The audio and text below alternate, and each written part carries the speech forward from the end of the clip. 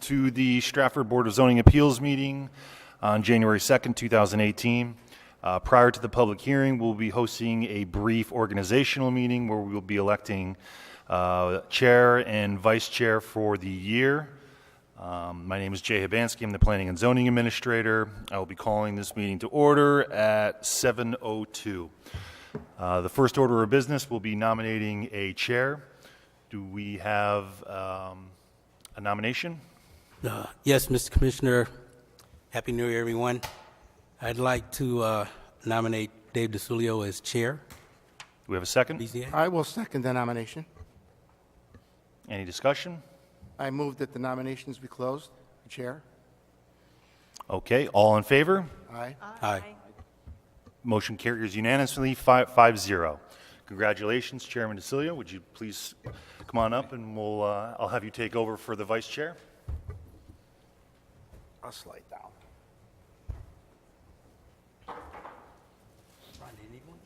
Slide down or not? I think it's easier to take certificates mailing if she stays Oh, where she okay, is. okay. Yeah, that's a good idea. As our chairman gets settled in, we'll move right along. Do we have any nominations for the vice chair? We do. Mary Young, Happy New Year. I have the great privilege of nominating my fellow Democrat and newly elected BZA official, Mr. Paul Tavares, as vice chair.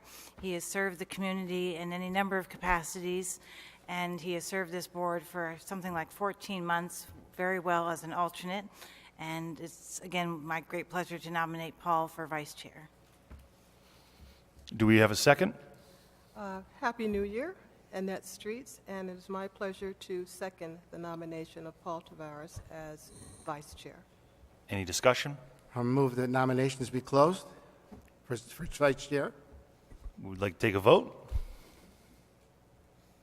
All in favor? Aye. Aye. All in opposition?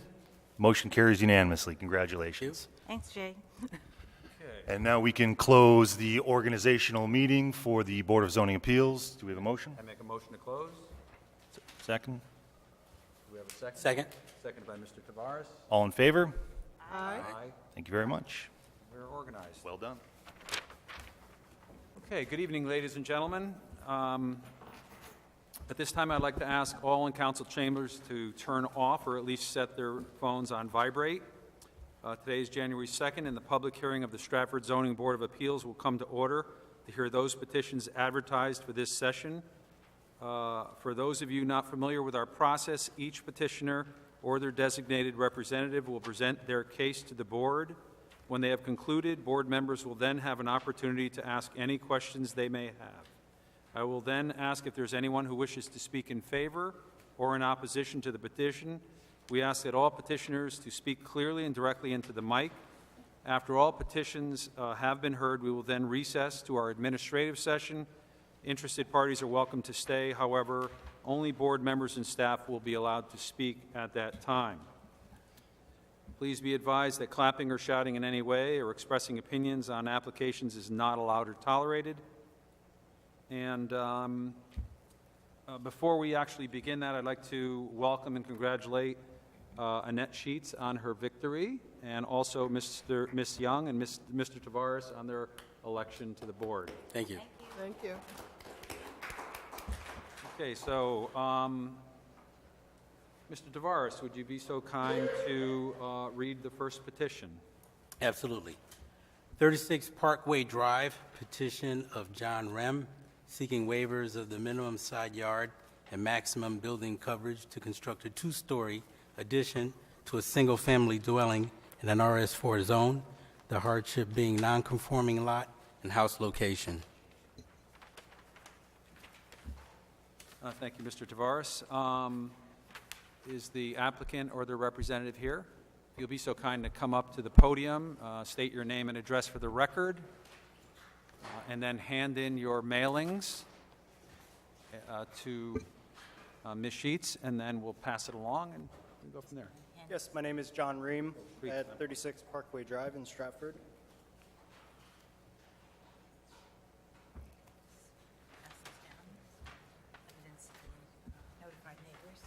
Right.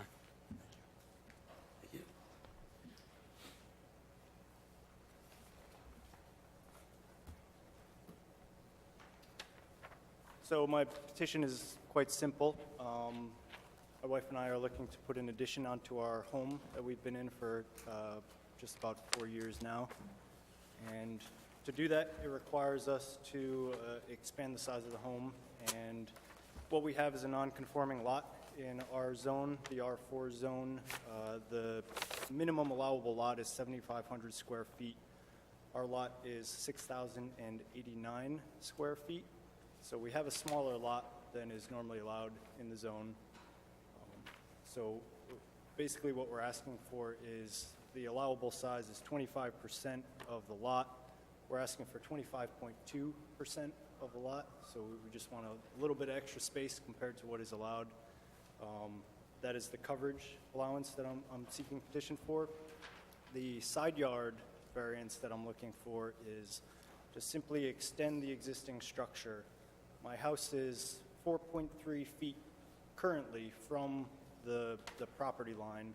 All I'm looking to do is extend that same line of the house along the same distance from the property line. So I would continue the structure in accordance with the way it's built now at the same 4.3 feet from the property line.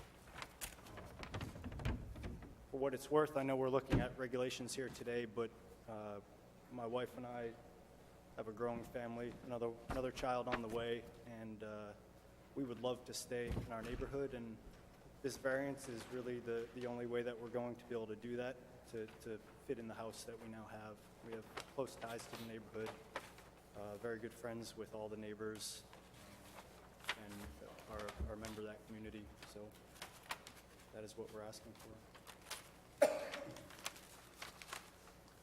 Okay, well, thank you very much. Do any commission members have any questions for the applicant? Ms. Young?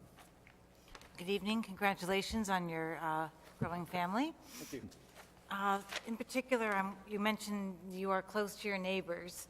The neighbor who's within the 4.3 distance of you, have you sought out any kind of affirmative letter identifying she does not object to this? I did not. She asked me if she should write a letter. Told her she was welcome to come if she would like. Again, we're very good friends with our neighbor. She said that I showed her the plans. She said that they sound fine to her. I don't have her here today to affirm that, but she is on board with what we're planning to do. I can tell you that. Thank you for reaching out to your neighbor. Mr. Habansky wrote a staff report to us to familiarize us with your application, dated November 14th. I don't know if you had a chance to review that letter. I have not. I'll hand you a copy so you can take a look at it. He mentions that your property is non-conforming, as you described. Here's his letter. And he mentions the increase of 0.2% building coverage that you're seeking. And when I did the math to see in square footage, what does the 0.2 equal? My math tells me it's a difference of 12 square feet. And Mr. Habansky in his letter suggests we ask a question about what other alternatives did the applicant seek before submitting a variance for not only side setback relief, but for building coverage relief. So I don't know if your architect is with you today, but as someone who is a planning and zoning administrator in her daytime job, I find it incumbent upon all of our applicants to obtain zoning compliance to the best of their capability, knowing that there are some unique conditions associated with their lot, such as yours existing house is already in the setbacks. So this particular commission member can understand why you would be seeking side setback relief, but I'm troubled by why your architect couldn't find a way to reduce your building coverage by 12 square feet so that you were not here seeking a building coverage variance. So in accordance with Jay's letter, I'm wondering if you can speak to what other alternatives did you consider before seeking that particular variance? So we did talk about that, and one solution might be for the upper level to do a bump out, which, as I understand, would not be coverage necessarily. So we could do that to expand the upstairs proposed master bedroom. and thereby reducing possibly the downstairs addition by a little bit. I could shorten the back end of the house a little bit. 12 square feet is not that much, which is part of why I decided to ask for the extra 0.2. If it's not a big deal in the eyes of the commission, then I would be happy to take it. If it is a big deal and we want to make a change to the architectural plan, then that's certainly something that we'll do if it's between doing the project or not. But yes, as you stated, the side yard variance is more important to me than the total maximum coverage. Just to make sure I heard you correctly, the side yard variance is more important to you. You have considered other alternatives to get you the additional space in your house, but that would require submission of a revised plan, which is not your preference, but is doable, if I heard you correctly? That's correct. It is doable. Thank you. That's the end of my questions. Okay, any other questions? Being none, I just want to note for the record, Ms. Young, to your point, I did a quick calculation on this application, and the lot size is approximately 19% smaller than required, but that 12 feet, that would translate into 150 feet of extra house if the lot was 7,500 feet. So yeah, I think the applicant is asking for 12 feet. I just wanted to, for the record, put that in perspective relative to the calculations. But that being noted, is there any other input? No, I would ask that the commission really consider, in my humble opinion, 0.2% is a small thing to ask for, especially considering, as you just mentioned, the small size of the lot. The plan that I have now that I've worked on with my architect really still conforms to the style and the feel of the houses in the neighborhood, and so that's really what we were going for. I didn't want to put in a house that didn't make sense for the size of the lot, and I think we've maintained that with the plans that I've submitted here. Okay, thank you very much. Thank you. Okay, is anyone here to speak in favor of this application? Seeing none, is anyone here to speak in opposition of this application? Seeing none, I will close, or may I have a motion to close? Motion to close 36 Parkway By Drive. Mr. Tavares, seconded by Mr. Hoydick. All in favor? Aye. Aye. Okay, thank you very much. Thank you.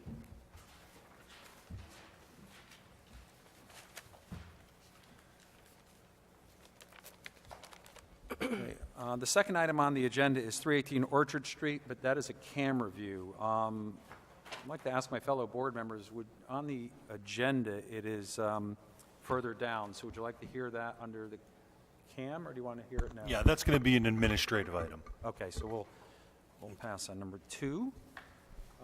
Mr. Hoydick, would you please read item number 3? Sure.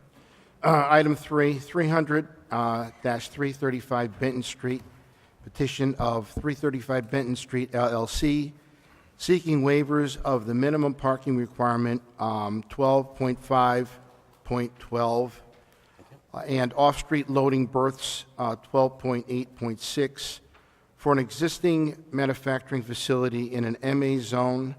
The hardship stated is a growing business running out of space.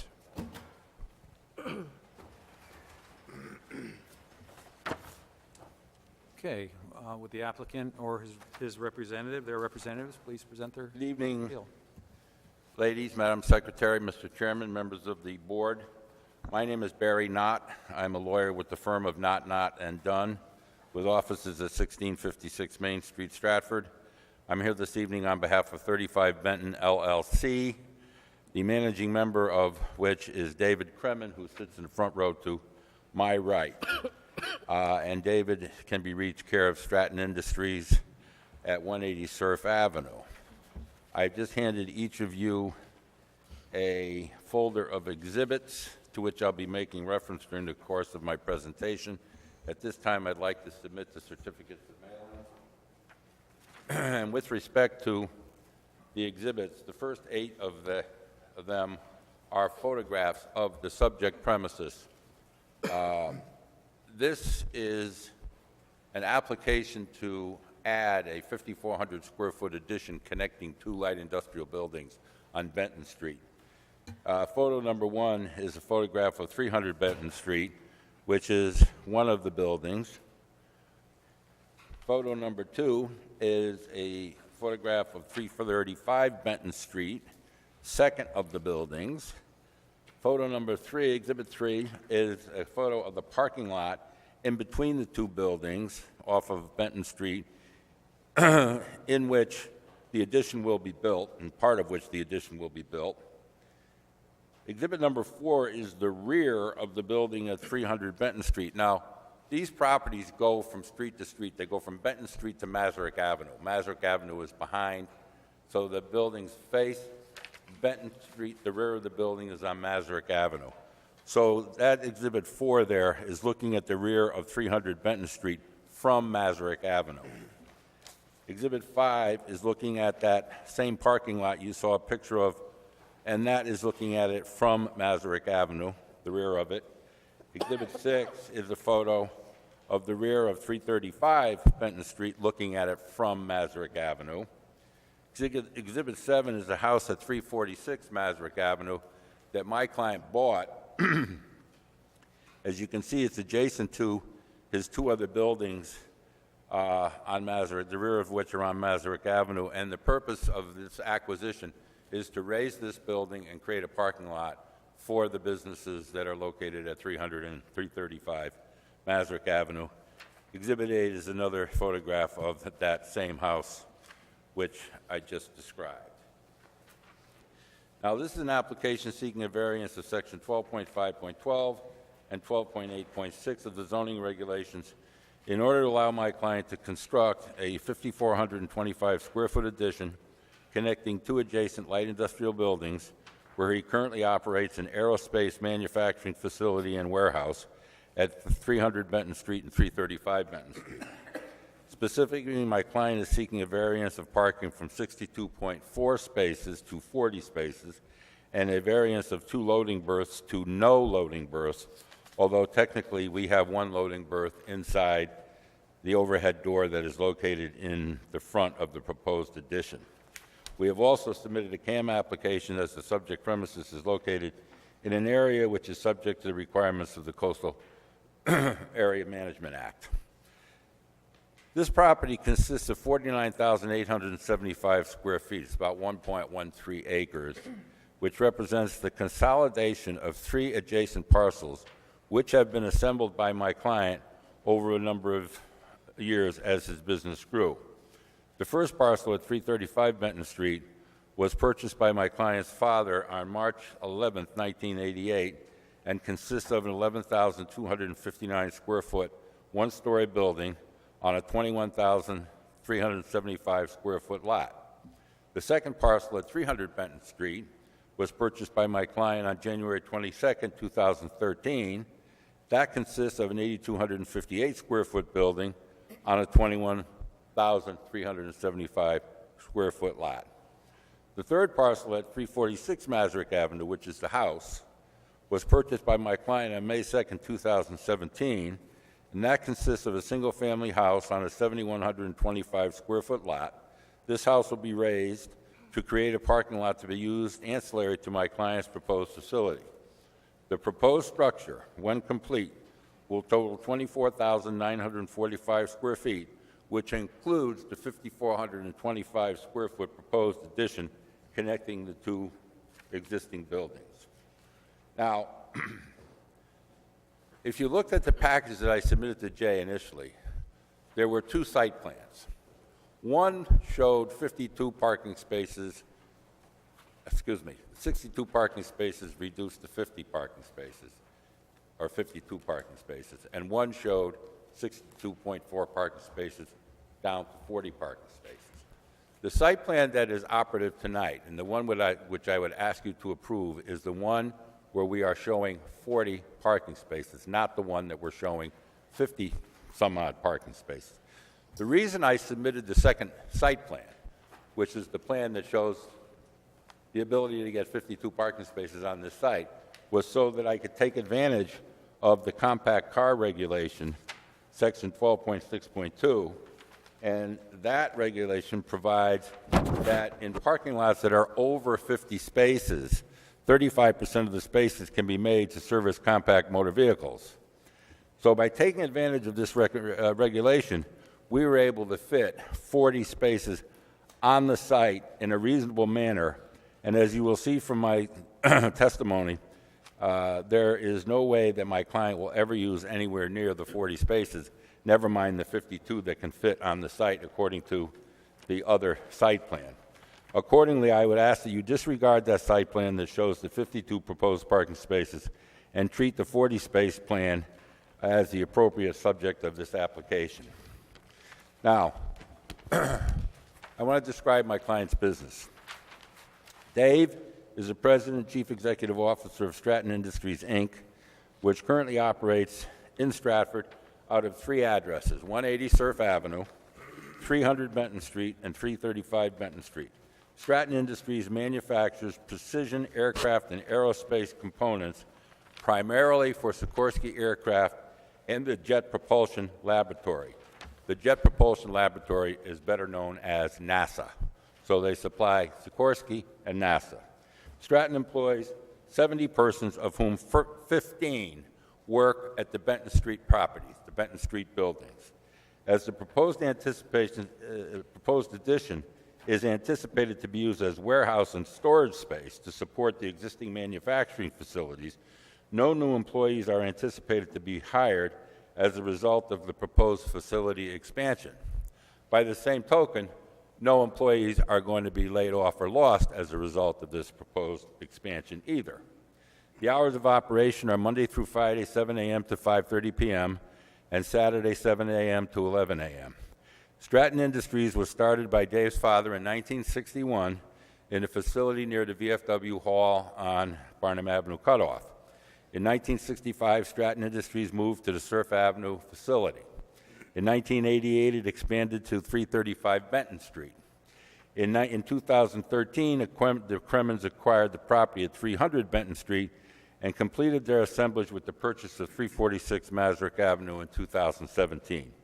Obviously, the Kremens would like to stay in Stratford, but need this addition in order to provide adequate warehouse and storage space to support the adjacent manufacturing facilities currently in existence at the Benton Street location. Now, Exhibit 9 is a copy of the assessor's map for this area of town. I've highlighted in yellow the 3 parcels that are the subject of this application. The larger rectangle on the left is 300 Benton Street, the one in the middle is 335, and the little rectangle is 346 Masrick Avenue. Now, I want to discuss Jay's administrative comments. Initially, Jay points out that the location is industrial in nature, consisting of a mix of light industrial, commercial, and limited residential uses along Benton Street, and predominantly residential uses along Masrick Avenue. Of interest to note is that the zone line between the RM1 zone, multifamily, and the light industrial zone, MA, runs down Masrick Avenue. So the houses that are on the north side of Masrick Avenue are in the RM1 zone. The buildings that are on the south side of Masrick Avenue are in the light industrial zone. So all of our property, including that house that we bought at 346 Masrick Avenue, is zoned light industrial.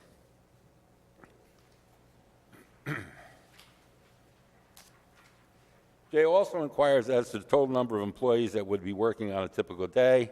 I've already indicated that 15 employees work there now, and 15 employees will continue to work there should this application be approved. There will be no outdoor storage of trucks, equipment, or materials after hours or when the business is not open. In fact, I went there at about 11 o'clock this morning to take the photographs, which I submitted to you. There were 17 vehicles in the parking lot at that time, one of which was a Stratton delivery van, which runs people back and materials back and forth between the Benton Street and Surf Avenue facilities. there are never more than 20 cars parked on the site. And the reason why there's 20 instead of 15 is occasionally they'll have a meeting and some of the people from Surf Avenue have to come over to attend the meeting, so now you got 20 cars in the parking lot instead of 15. Jay goes on to say, if the board approves the subject application, they may choose to consider the following recommendations. One, as this application shows the three involved properties, 300 Benton, 335, and 346, if approved, the applicant should be required to file a map verifying the consolidation of the three properties into one property. When I reference Exhibit 10, which is a dual-function exhibit, one, it shows the landscape plan that we submitted showing conformance with our landscape regulations. But more importantly, I've outlined the three lots in red, and that shows a consolidation of the three properties, and a Mylar reflecting that consolidation will be filed on the land records should this application be approved. Secondly, Jay says the applicant should obtain a letter authored by a licensed engineer assuring compliance with the town's MS4 stormwater management plan and shall be submitted to the town engineer for review prior to the issuance of any permits. The applicant shall then obtain a letter email from the town engineer assuring the project complies with the MS4 permit and present it to the Office of Planning and Zoning. You will see Exhibit 11 is an email chain between our civil engineer, Jim Swift, who is here to answer questions if you have any, and John Casey, the town engineer, addressing the MS stormwater management issue. As you can see from John's email to Jay, he indicates that our plan is in compliance with the MS4 requirements. I want to reference also Exhibit 12, which is an email chain between our engineer, Jim Swift, and the DEEP environmental analyst, John Goucher, in which Mr. Goucher indicates that Jim has adequately addressed the issue that he raised in his December 6, 2017 email concerning our CAM application. As I indicated, we had to submit a CAM application. That was sent to DEEP. Goucher responded with some questions. Jim answered them, and the Exhibit 12 that you've got in your hand indicates that Goucher is satisfied. And I want to discuss hardship. I indicated in my application that the applicant has acquired all available additional land to its existing light industrial, adjacent to its existing light industrial operation. No additional land is available to allow the business to grow. The application of zoning regulations, section 12.5.12, which requires one parking space per 400 square feet of interior space, which is the standard for manufacturing use. And to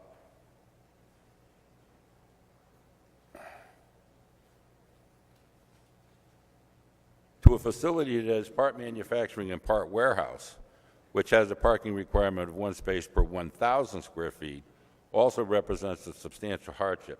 And I'll get into that more in a minute. As you'll see, when you look at Exhibit 13, that is a copy of the parking requirements, section 12.5.12, in the light industrial zone. And you can see a light industrial zone has two parking requirements, one for manufacturing use and one for warehouse use. So if you're using your property for manufacturing, you need one space per 400 square feet. If you're using it for warehouse, you need one space per 1,000 square feet.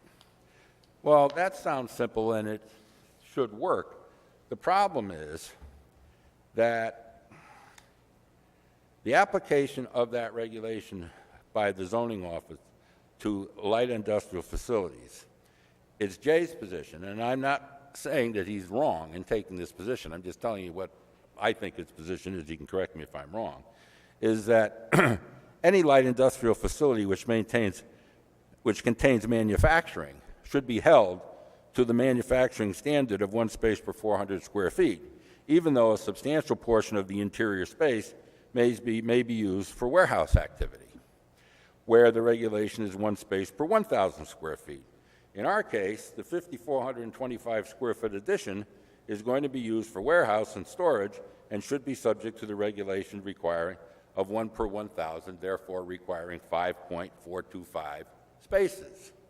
However, because the bulk of the two buildings is being used for manufacturing, Jay takes the position that the 1 per 400 square foot regulation applies, and therefore 13.5 spaces are needed instead of 5 point whatever, a difference of 8 spaces. Now, I'm not saying that that issue necessarily rises to the level of a hardship. And I'm not relying on that issue in my claimed hardship. The second point I want to make is Exhibit 14. Exhibit 14 is a 1917 map laying out the lots in the section of town where this property is located. And I've highlighted the 3 properties in different colors on Exhibit 14. The yellow is 300 Benton Street, the orange is 335 Benton Street, and the pink is the little house at 345. Now, if you look very closely at that map, and the dimensions are hard to see, but you will see that each of those lots is only 95 feet deep. Those lots are 95 feet by 25 feet, all right?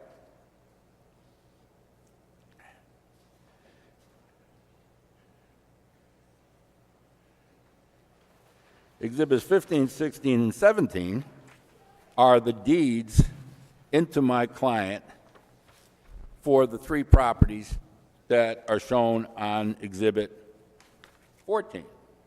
And you can see that those deeds make reference to the lot numbers that are shown on Exhibit 14. The significance of these 75-foot lot depth dimensions is seen when you review Exhibit 18, which is a copy of the required lot dimension in an MA zone. As you can see from the line that I've highlighted in yellow, the minimum lot depth in an MA zone is 100 feet. Yet the whole area of the south end, covered by this 1917 map, which is this whole area down on Benton Street, Masarick Avenue, the lots are only 95 feet deep. So we're starting off, before anybody builds anything in 1917, if the zoning regulations were the same as they are now, we're starting off with non-conforming uses because the lots aren't deep enough. They're 5 feet short. Now, why those lots were developed 95 feet deep instead of 100 feet deep is beyond me, or why the zoning regulation that's referenced in Exhibit 18 says it's got to be 100 feet deep instead of 95 feet deep is beyond me. Most of the lots in the south end of town in the light industrial zone are at least 100 feet deep. It's just this little section down there, Columbus, Masarick, Sedgwick, where the lots are 95 feet deep. And don't ask me, I noticed this about 25 years ago when I was doing some variance down there. And for the life of me, I can't figure out why they did it. But the point is this. We've got a property here where it goes from street to street. So we've got double lots. If you look on our map, our lots, the big lots, are 190 feet deep. That's 2 times 95. All right? They should be 200 feet deep. And as far as the little house is concerned, it's only 95 feet deep. So where you have a property that goes from street to street, the property owner is being deprived of an additional 10 feet of lot depth on each property, which in this case represents a total of 2,625 square feet of land, which is missing from my client's property against that of a typical light industrial property owner in another part of the south end, which is not affected by this 95-foot lot depth problem. Obviously, this reduced square footage impacts significantly potential site plans for this property and represents a legitimate hardship. This does represent a legitimate hardship. More importantly, thirdly and more importantly, my client's property represents an assemblage of 3 properties upon which 2 existing light industrial buildings will be reconfigured and added onto to create a finished product. As I indicated above, these properties were acquired at 3 different times as Stratton Industries grew. My client was restricted in the use of those properties by the configuration of the existing buildings on each lot. One building's 11,000 square feet, the other building's 8,000 square feet, whatever. You can see it on the plans. Similarly, when he acquired the house at 346 Masaryk, he was restricted as to how this property could be incorporated into the site plan also. He was already working with 2 existing light industrial buildings, which were constructed by different people at different times for different purposes. If my client was starting fresh from a clean slate, with completely vacant property that these buildings didn't already exist on, he more than likely could have configured a site plan which would have worked for him without the necessity of these variances. We're being forced to manipulate our plans around existing structures made out of concrete block, so we're stuck with it. Unfortunately, we aren't starting out with a clean slate. Therefore, we're limited by that which is already on the ground, and this represents an additional significant hardship.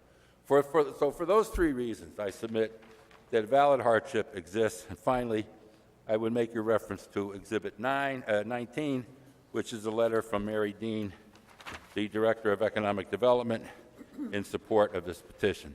I would ask for your favorable consideration. Well, thank you, Attorney Knott. Do any of our commissioners have any questions for the applicant?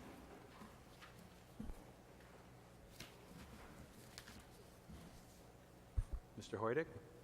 Yeah, basically concerning the loading and unloading of materials for the factory.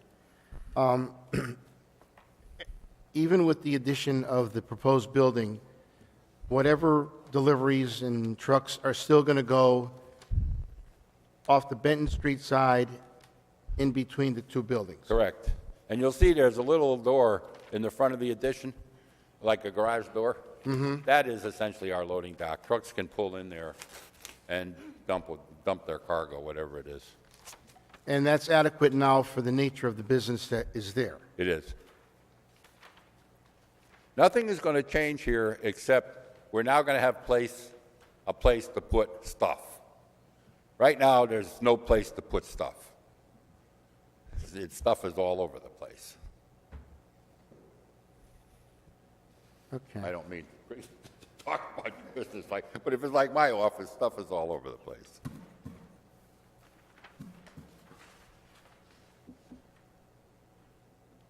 All right, yeah, basically that's it for me. Thank you. Yes, Mrs. Street. Ms. Bates. In the email from Mr. Goucher, Yes. he asks at the end of his email, he says there are a few areas reserved to stockpile snow, and he asks, is the plan to remove snow from the site? Is there a plan for that? That issue was addressed by Jim Swift in his response to Mr. Goucher, and essentially what Jim said, or in his response to Jay, that because we're only going to be using half of the 40 parking spaces, should the parking lot need to be plowed, we're going to use the other vacant parking spaces to plow the snow. And that satisfied the town engineer, John Casey.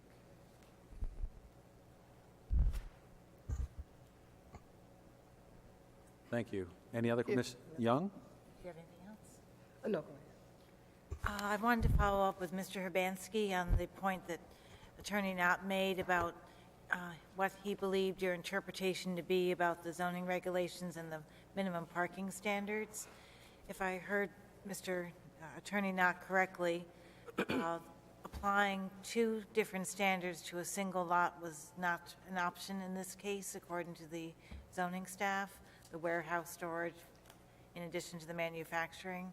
Is that an accurate statement, and could you explain that? Yeah, that's correct. I mean, it can just you can get too dicey when you're starting to break up, okay, this is office space, this is warehouse, this is bathroom, this is kitchenette, and how far do we dissect the parking? I mean, the primary use of the facility, as far as I can tell, is it's a manufacturing facility. They make a product there, and that was the parking requirement that they were required to follow. Is there any precedent in the office for allowing multiple standards to be applied to a single business? I think in a large enough facility where we're talking 15 acres, I think that, in this instance, the max parking build-out was going to be something like 60 spaces.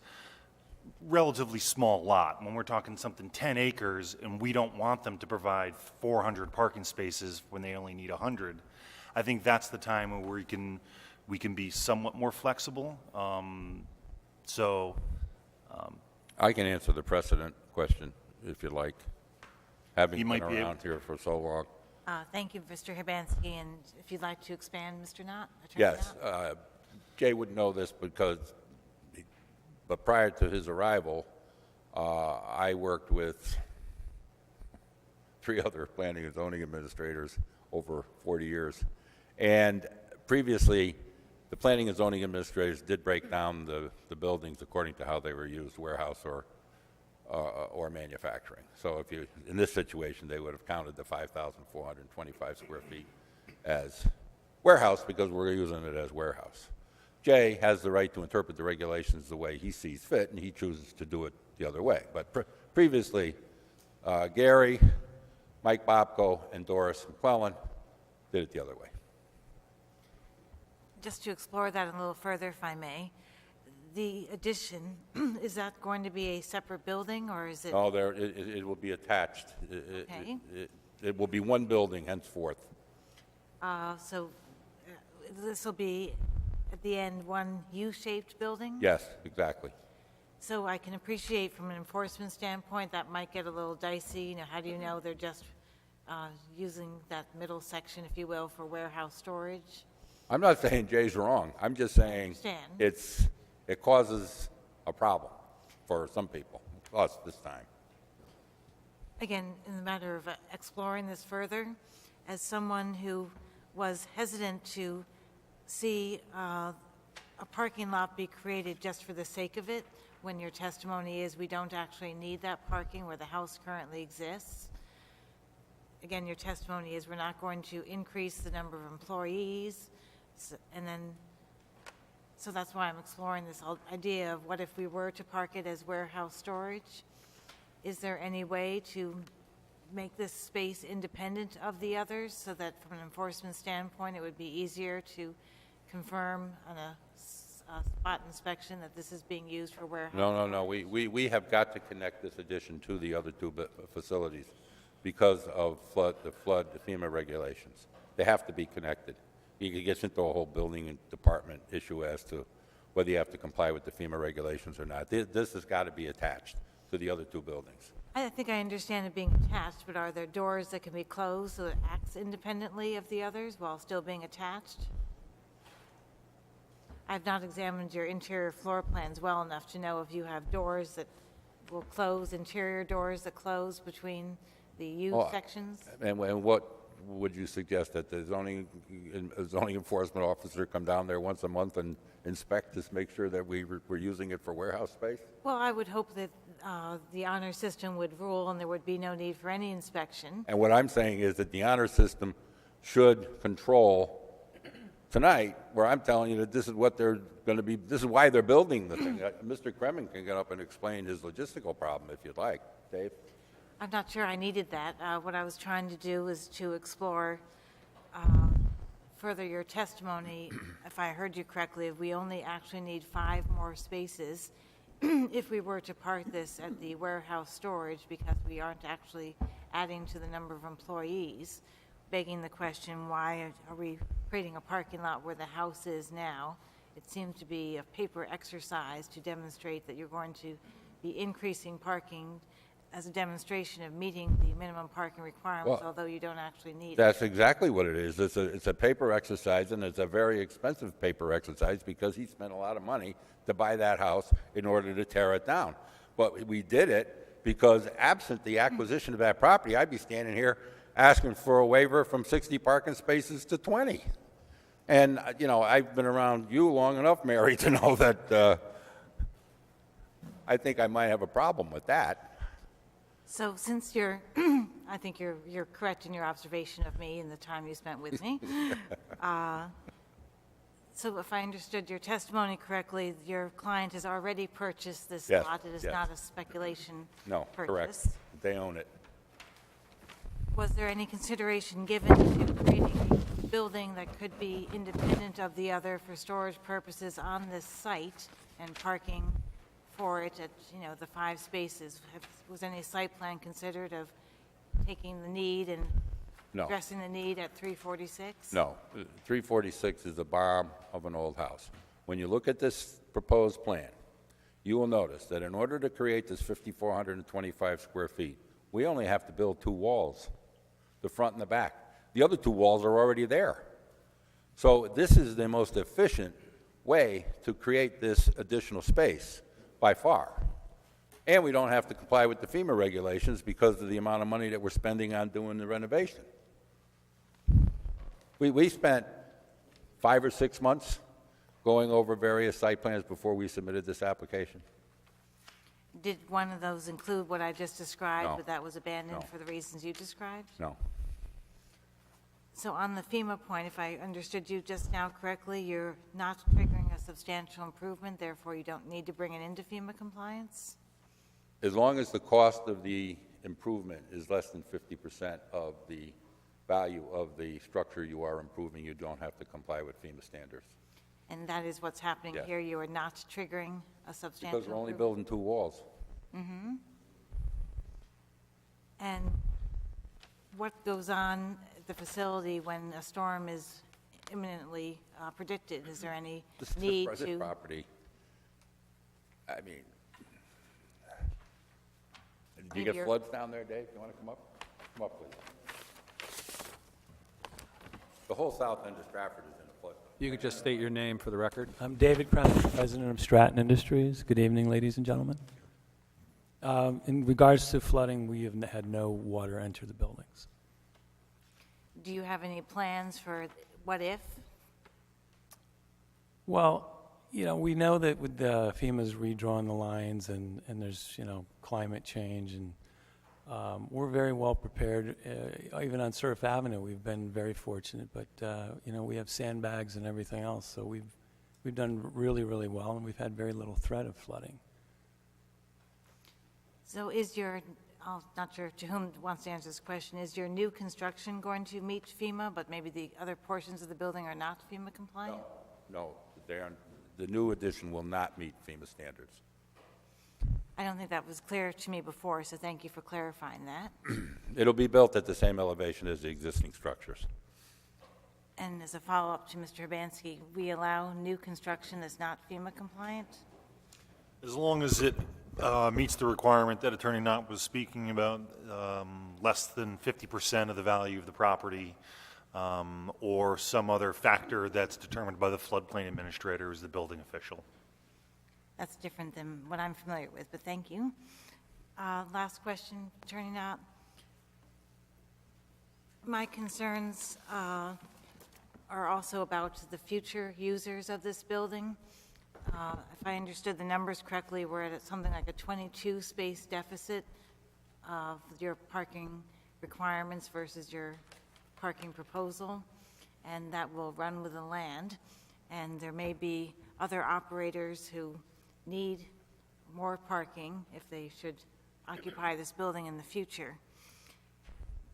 I'm wondering if you can help me overcome my concerns about future tenants and that Yes, scenario. I can. And I meant to mention this, as a matter of fact. If the current parking regulations were accurate for light industrial uses, if they were appropriate for light industrial uses, then your concern would be valid. If light industrial uses really needed 1 space per 400 for manufacturing and 1 space per 1,000 for warehousing, then your concern would be legitimate. But I've been doing this for 45 years. I have gotten more zoning approved in the south end of town on light industrial property, and I have never seen one parcel that required anywhere near the amount of parking that parking regulation that you have in your file requires in a light industrial zone. It's just, there's a bunch of 10,000 square foot buildings down there. They got 5 or 6 people working in them, And if you look at the zoning regulations, you need 25 parking spaces. The regulations are screwed up. They need to be overhauled, but that's not something I can do or wish to. I think you can. I could. Perhaps a different client could, but hired you to put that. I'm otherwise occupied. forward. I'm sorry, I do have one last question. Mr. Herbansky, if you could educate me as you always do, would there be any legality in seeking a condition from this applicant that would say to put this parking at 346 in reserve? Don't park it now, but it's on paper, so a future tenant would be required to activate that parking lot, since this tenant we're hearing doesn't actually need it. So future reserve parking, I don't know if Stratford allows that. There are 18 parking spaces on that lot shown on the site plan. We don't have to pave it. We can gravel it. We can leave it pervious if you'd like. Well, I think my question was to Mr. Bansky about what, if any, discretion do you think we have about requiring of this parking to be available if deemed necessary by the planning and zoning administrator in the future, but asking them to keep it green in the meantime, since their testimony is they don't actually need it. We're willing to Certainly, do that. it's within your discretion to grant the amount of waived parking spaces. I mean, I think the applicant came in to give as much as they possibly could, and I think, I appreciate that, but I think there are some times that's not necessary. So I think the commission could waive. I don't know that exact number. What is it? It'd be 40 minus 18. I think there's 18 parking spaces. Okay, so you'd be waiving a total of 38 parking spaces. No, We'd have to do the math. it's Whatever that math comes out to be. 62 to 22 or whatever it is. Whatever that math comes out to be, you could waive the total number of parking spaces, leave 346. Is that let me see. Yeah, there's 18, so it's 62.4 to 22. 62.4 to 22. So you could, the board could waive the requirement from the required 64? Is that what you said, Attorney Knott? 62.4 62 is what's required. To To the 22, to 22, which would be the 40 parking space waiver, 40.4. leaving the lot at 346 a Green lawn. undeveloped. Raise the property, leave it green, and should the business decide that it needs to expand or hire more folks, that would be only dedicated to this Right. business. There could be couldn't set up I think you know where I'm going. Yeah. Something else there. Another. It would be part of this site plan. It would show that it'll be lawn area dedicated to future. The Mylar would say lawn area dedicated for potential future parking, and it would be recorded as part of this site plan so that it couldn't be used for any other use in the future other than associated with this project. So during my day job, reserved future parking is terminology found in our zoning regulations, and it requires a site plan as we have in front of us this evening, but with a note to be added in future reserved parking, and it gives the authority to the planning and zoning administrator as well as the applicant to be activated as deemed necessary, but it allows the opportunity to play a wait and see. Is it really necessary? It saves some green space, doesn't pave paradise to put in a parking lot, if you will, and it gives discretion to both parties. And if I heard you correctly, that may be within our authority to do here? Sure, it absolutely is. And we don't have that provision in the zoning regulations, but that does not mean the board, if they so chose, they certainly could stipulate that as a condition of approval. You have the authority to grant, deny, or modify. So you're modifying, and we agree to the stipulation.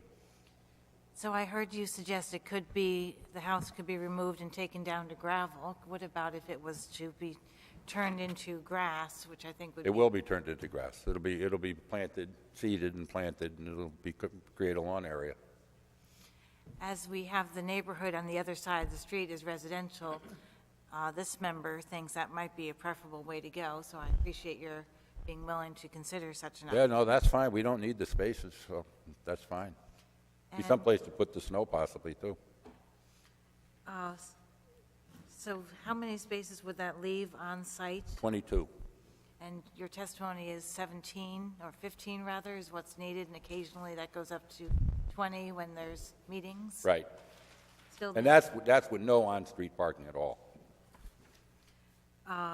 still leaving maybe a couple of spaces for snow storage, because I'm thinking very difficult to go around the block with your snow to store it on the other side? Or is there a way to get your snow from one place to the other? No, there really isn't. No, you'd have to go around. Yeah, you're right.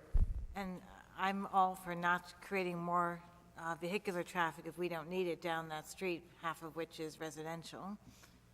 So I'd prefer to see your snow storage on the lots where the buildings are currently located. Would you be willing to stipulate to that? Yes. So I've used up a lot of the time of the commissioner's questions, so I'll see if anyone else has questions. Thank you, Ms. Young. Any other questions from our board? Any other input from the Oh, applicant? thank you. There being none, do I have a motion to close? Oh, I'm sorry, yes, it was running a little long. Is anyone here to speak in favor of this application? The Honorable Mr. Gresko? Good evening, Mr. Chairman, members of the BZA. Joe Gresko, 284 Mary Avenue. I'm here in support of Dave Kremen and Stratton Industries' desire to remain and expand in Stratford and continue the great work that they've been doing for years. Having toured their facility, this is the type of high-tech manufacturing we want to keep in Connecticut, and especially here in Stratford. We all know the financial situation locally and also well known at the state level. Maintaining our grand list is paramount. Stratton has been a fixture here in the town, and keeping them here is in all of our best interests. They are certified contract manufacturing, FAA repair, serving industrial, medical, military worlds. Even on my tour, they showed me the piece that they fabricate for the Mars rover. They have a good problem. They are running out of space, and to the point, the waivers they do seek to allow their locations on Benton to merge with the addition and for storage don't seem out of the question. So I'll keep it concise. I want to keep you here longer than you have to, having sat here to the wee hours myself. But granting the waivers they request would go a long way to keeping cutting manufacturing edge technology here in the town of Stratford. Thank you. Thank you, Mr. Gresko. Is anyone else here to speak in favor of this application? Is anyone here to speak in opposition to this application? There being none, may I now have a motion to close the hearing for this? I make a motion to close. Motion by Mr. Hoydick, seconded by Mr. Tavares. All in favor? Aye. Aye. Okay.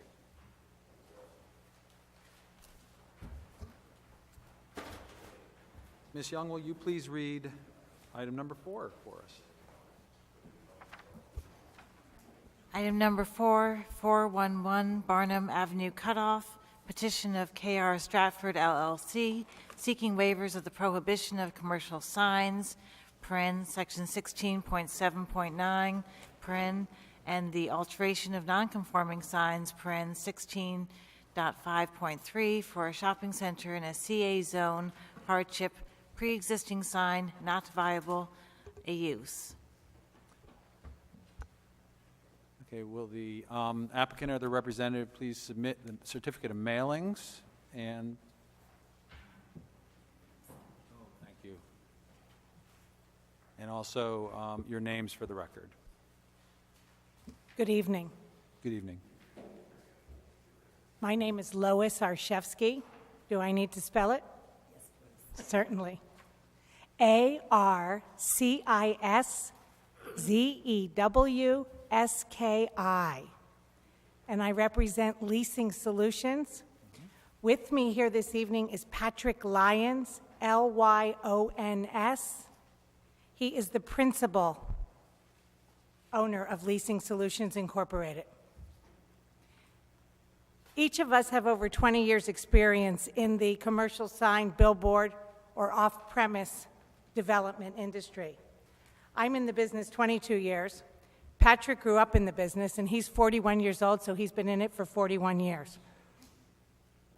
We have submitted to you the certificate of mailing. Do you also need the letters that were sent, or just the certificate? I believe, Copy of the letter would be nice, so I can catch these. Certainly. I believe a copy of the letter would be in order.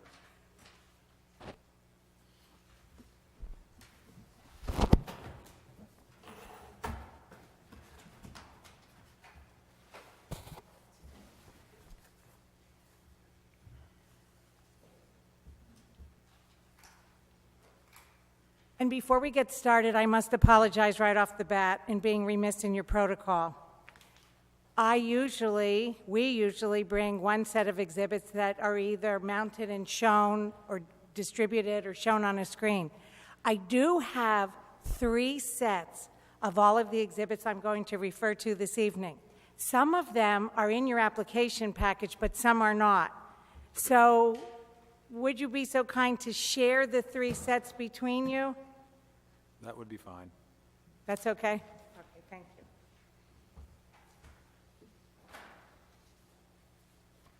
Here's 1, 2, and the 3rd set is mounted. And they are numbered in the upper right corner. Give us one sec, Jay. You and I can share these. You'll share them. Yeah. This is I apologize again. We'll give you guys the mounted ones to give Jay. It's a good thing we brought 2 archive sets. Next time we'll know. Again, our apologies. We can take the one that's not mounted, and Jay can keep the one that's mounted. He has so much storage in his office.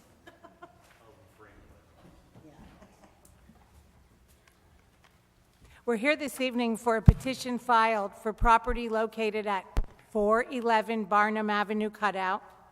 It's owned by K.R. Stratford, LLC, and it's known as the Stratford Square Shopping Center. It's our understanding that the center was built in either 1981 or 1982, and prior to that it was the Tylo Aluminum Siding Company.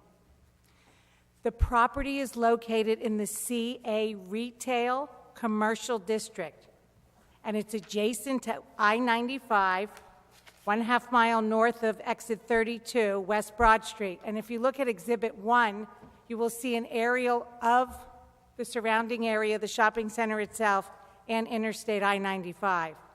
That exhibit is also in your application package.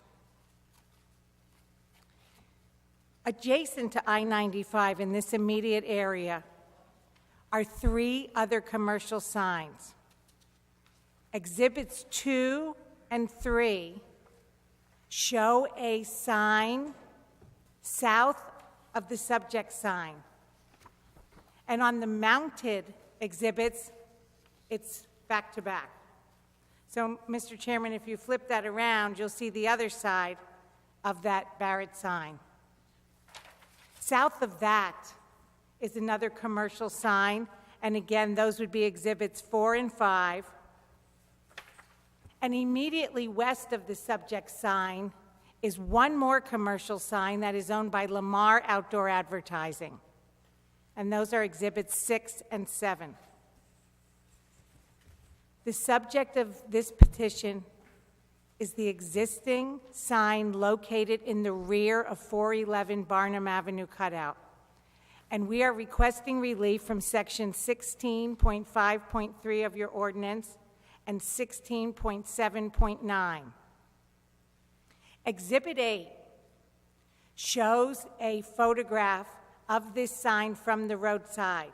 As you can see, the sign has 2 sign faces, and it may look like they are 2 signs, but if you look at the next exhibit, which is the interior photograph, you can see that they actually are connected. So it's 2 sign faces, 1 sign structure. And when Patrick and I filed this petition on November 15th, we went to your building official, Brian Donovan, and his staff. And Linda was particularly helpful because I saw in the assessment records, it lists all the permits that are associated with each property. But the assessment records online did not go as far back to show any permits associated with the subject sign. So we actually spent a couple hours here, and they didn't find any. But in conversation, we were able to ascertain the following. The first commercial sign that I made reference to, which is Exhibits 2 and 3, this sign was actually the exact location of another commercial sign, which was owned by another billboard company. When that commercial sign was removed, Barrett, the current owner, proceeded to erect a commercial sign with 2 sign faces and 1 digital unit. So in the Barrett case, there was one conforming sign was replaced with another conforming sign, and which we believe brings into play sections of your ordinance as follows. 16.4.1, which requires permits in accordance with regulations and following the receipt of a zoning compliance report from the Office of Planning and Zoning. 16.5.3 relative to nonconforming signs, 16.7.3, which prohibits electronic message signs, and 16.7.9, which prohibits commercial signs. In addition, the exhibits that I made reference to, which is 6 and 7, which is a commercial sign owned by Lamar, again, a digital unit was installed on that unit in 2016. And those same 4 sections of the ordinance certainly needed to be addressed. It is speculation, but an assumption from doing zoning so long, that though that Barrett rebuild, where a sign was completely taken down and another one put up and a digital installed, and the Lamar, since the ordinance remains the same prohibiting them, that either the BZA granted zoning relief or a permit was issued. We didn't file a right to know, we certainly can, but I just wanted to bring that to your attention. That was a process that we explored and went down the road in filing this petition and in trying to track down those original permits for this sign, which we were not able to do. Okay. If we may, to address the planning staff report of your planning director, which was issued on 12/11/17, of which we received a copy and reviewed, and have these comments. In paragraph 2 of that report, the planning director states, it's the intent of zoning regulations to reduce and eliminate nonconformities when possible. Our petition is to replace one nonconformity with another one. Certainly, we acknowledge it doesn't reduce, but we suggest to you it does not add another nonconformity. Paragraph 4. The authority to grant a variance may only be used with respect to a parcel of land having unusual conditions, not generally encountered within the zoning district, that would make development in full accordance with the regulations extremely difficult. As petitioner, it's our position that the unusual condition is this sign itself, referring back to exhibits 8 and 9, which is a photograph of the structure from the roadside and one of the interior. We believe it's been there for decades. Working with the town, we were not able to produce original permits. Staff even went into hard copy files to try and help us. If you look at Exhibit 10 and 11, which is a photograph taken from the northbound lanes of I-95, you can see the physical characteristics of the sign. At its current height, the visibility is blocked. If you're lucky enough that you drive by it and you don't have a car in the northbound lanes, there could be some in the southbound. Because again, as part of our due diligence, we spent 2 days driving through the town, searching for all the billboards on 95 and throughout the town. So we're suggesting to you that the physical characteristics of this sign, the lack of visibility from I-95, its construction materials, based on our experience, we believe it was built in the 80s or 90s, and particularly because of the cylinder steel poles and the yellow, we call them donuts in the industry, those yellow donuts at the bottom of each sign. So it's been there a very long time. And because of that, and because of having no use for so long, we consider that the existing use is rendered invalid. One of the reasons, as an identification sign, it has not been used is, if you look at Exhibit 12, because of the identification signs on that shopping center building that have been permitted and installed for each store. I can't remember them all.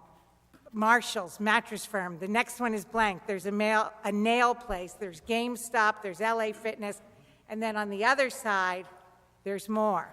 So the tenants in that shopping center now all have identification signs. In addition to that, if you look at Exhibit 13, the Barrett sign, south of this subject sign, is a commercial sign. But look at the advertisement on it, is an identification sign. We're suggesting that the current sign is of no use. Another sign on the property is a mixed use. And because of all the identification signs, this sign, as is, has no use. But let's go back to the planning staff report one more time. Back to paragraph 4. The planning director states, and he paraphrases, the petitioner has cited the hardship as being a pre-existing sign not visible. Considering the sign's proximity to I-95, its intent to be viewed by motorists from I-95, whether it be an identification sign, a billboard, an advertising sign, a commercial sign. And finally, the installation of the identification signs, which have rendered this sign useless. We believe that the pre-existing sign is not a viable use. And what we've done for you is, if you look at Exhibit 14, it's a Google Live coming northbound. And Exhibit 14, on the right-hand side of your exhibit, you will see that Lamar sign I spoke to, which was, Exhibits 6 and 7. And on that Google Live, the subject sign is somewhere on the left. So what we did is, if you go to Exhibit 15, that same Google Live, northbound.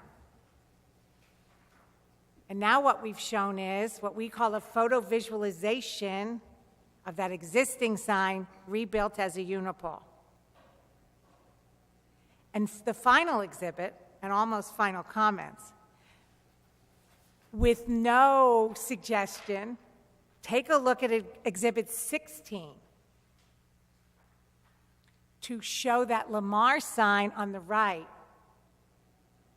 the existing sign photo visualized on the left with the same dimensions and having a symmetry on I-95.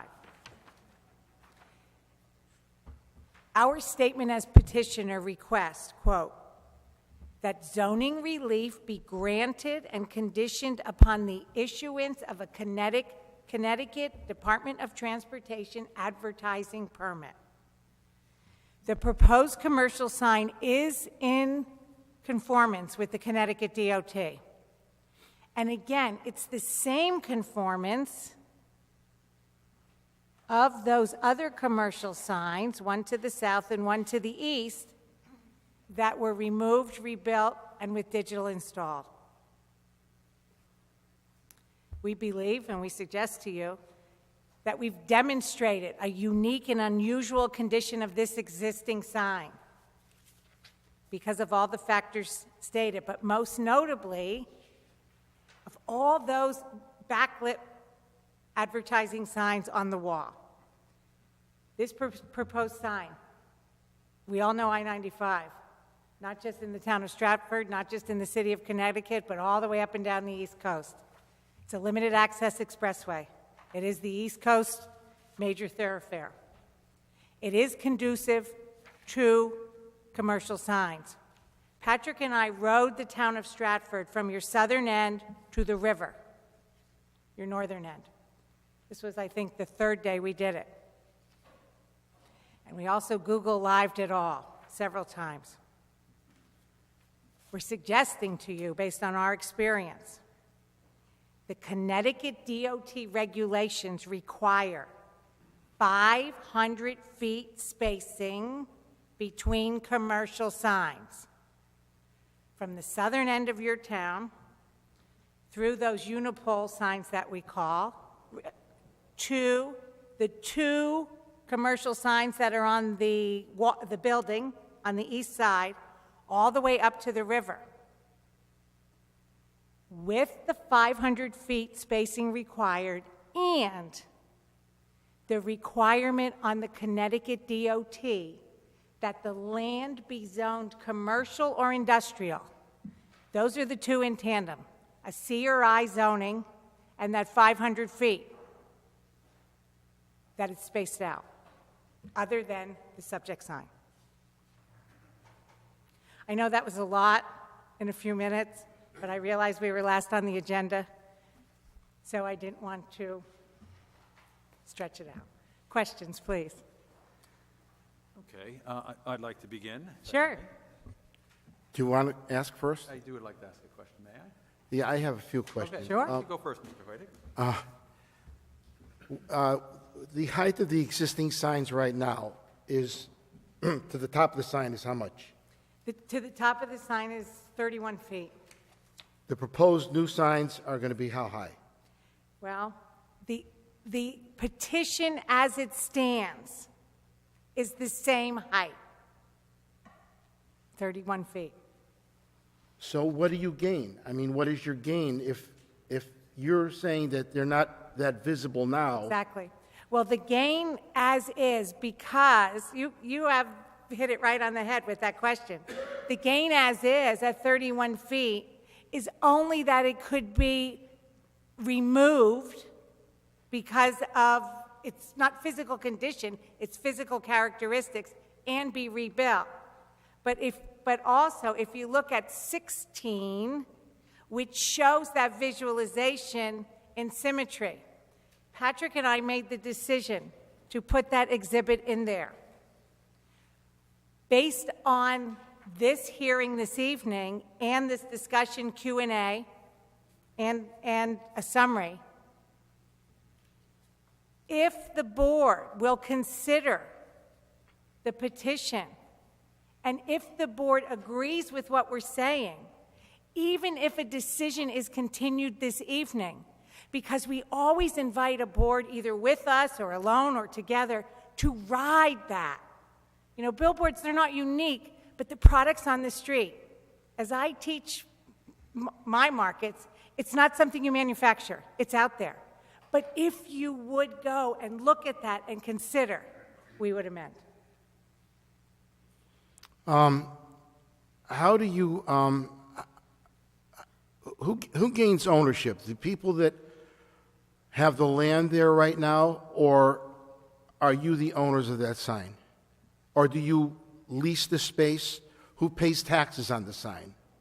The current owner of the sign is the landowner, Stratford LLC. Okay. However, Leasing Solution has a letter of intent with the company that if successful, Leasing Solutions would construct that sign and be the owner of that sign.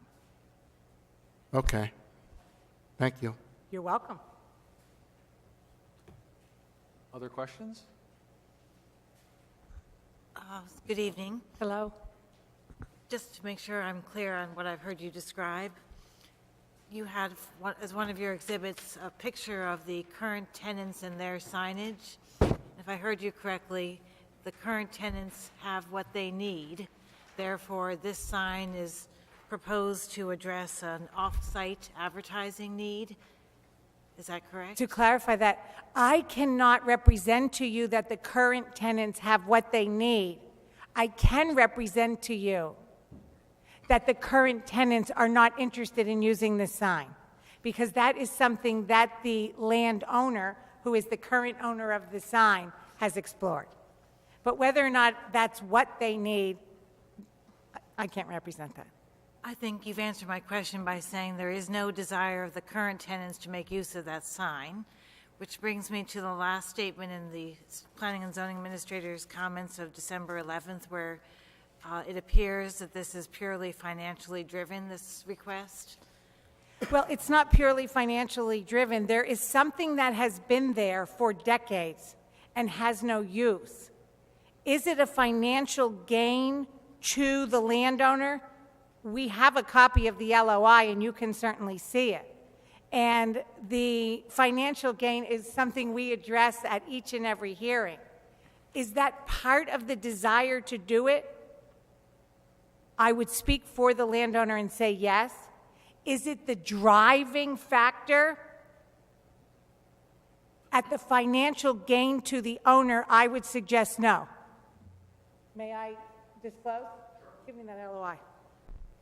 So it's not the driving factor. The driving factor is the interstate and their land being adjacent to it, and also that this company owns and operates many shopping centers. So they're well versed in the commercial sign business, or however it's defined in any other municipality, billboard or off-premise. So for them, it is a accessory use whenever it's conducive, appropriate, doesn't impact the shopping center, and is an opportunity for them. So I would suggest to you that Exhibit 17, if I'm correct, is a copy of the letter of intent, and I will give it to Ms. Streets.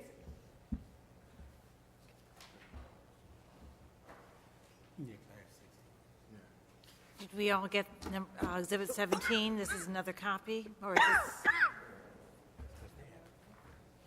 They probably have three.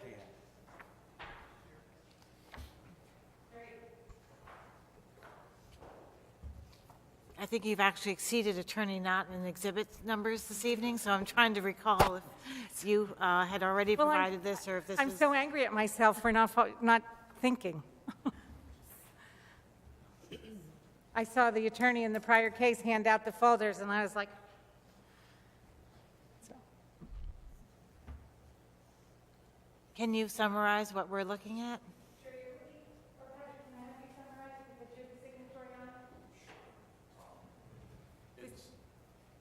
Patrick Lyons, owner, Leasing Solutions. That's simply our letter of intent that we normally have landowners sign before we go through a process of full-blown lease. Essentially, it's an agreement, and I believe that one is a 20-year lease where they would have, it's 10-foot by 30-foot sign faces, which was our original application. And what we normally do is a base rent for the landowner or a percentage of the revenue that would be on the commercial sign. And that is what the landowner would receive on a yearly basis for a land lease. So I think, as you can see, this is a large property owner. As far as financial gain goes from them, it's, I mean, in terms of what they receive from it, it's not large dollar amount on a yearly basis. I'd suggest it's relative. Thank you. No other questions? Mr. Hoydick.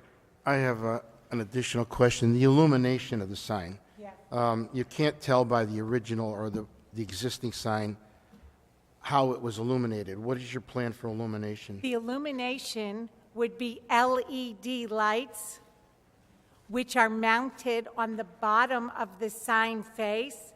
They are actually LED bricks, as they're called, that are encased, and then illuminate the sign. Thank you. They are identical. I'm sorry. I have a question for Jay also. Do you know how far back this restriction on signs goes, when it was adopted from our zoning board? I believe it was 2008. 2008.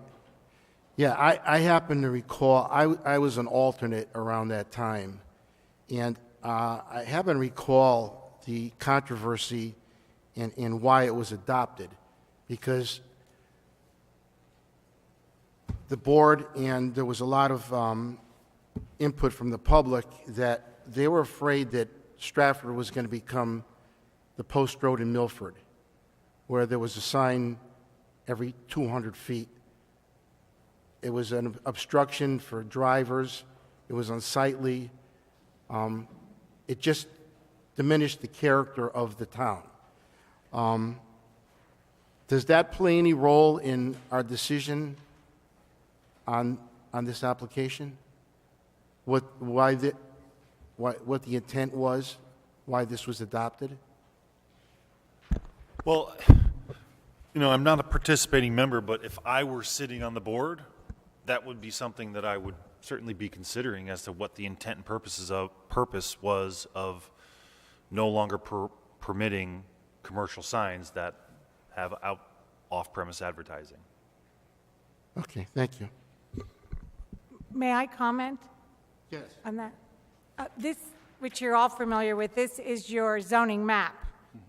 And when you look at it, the color codes itself give you an idea of the residential areas, the commercial areas, and the manufacturing areas.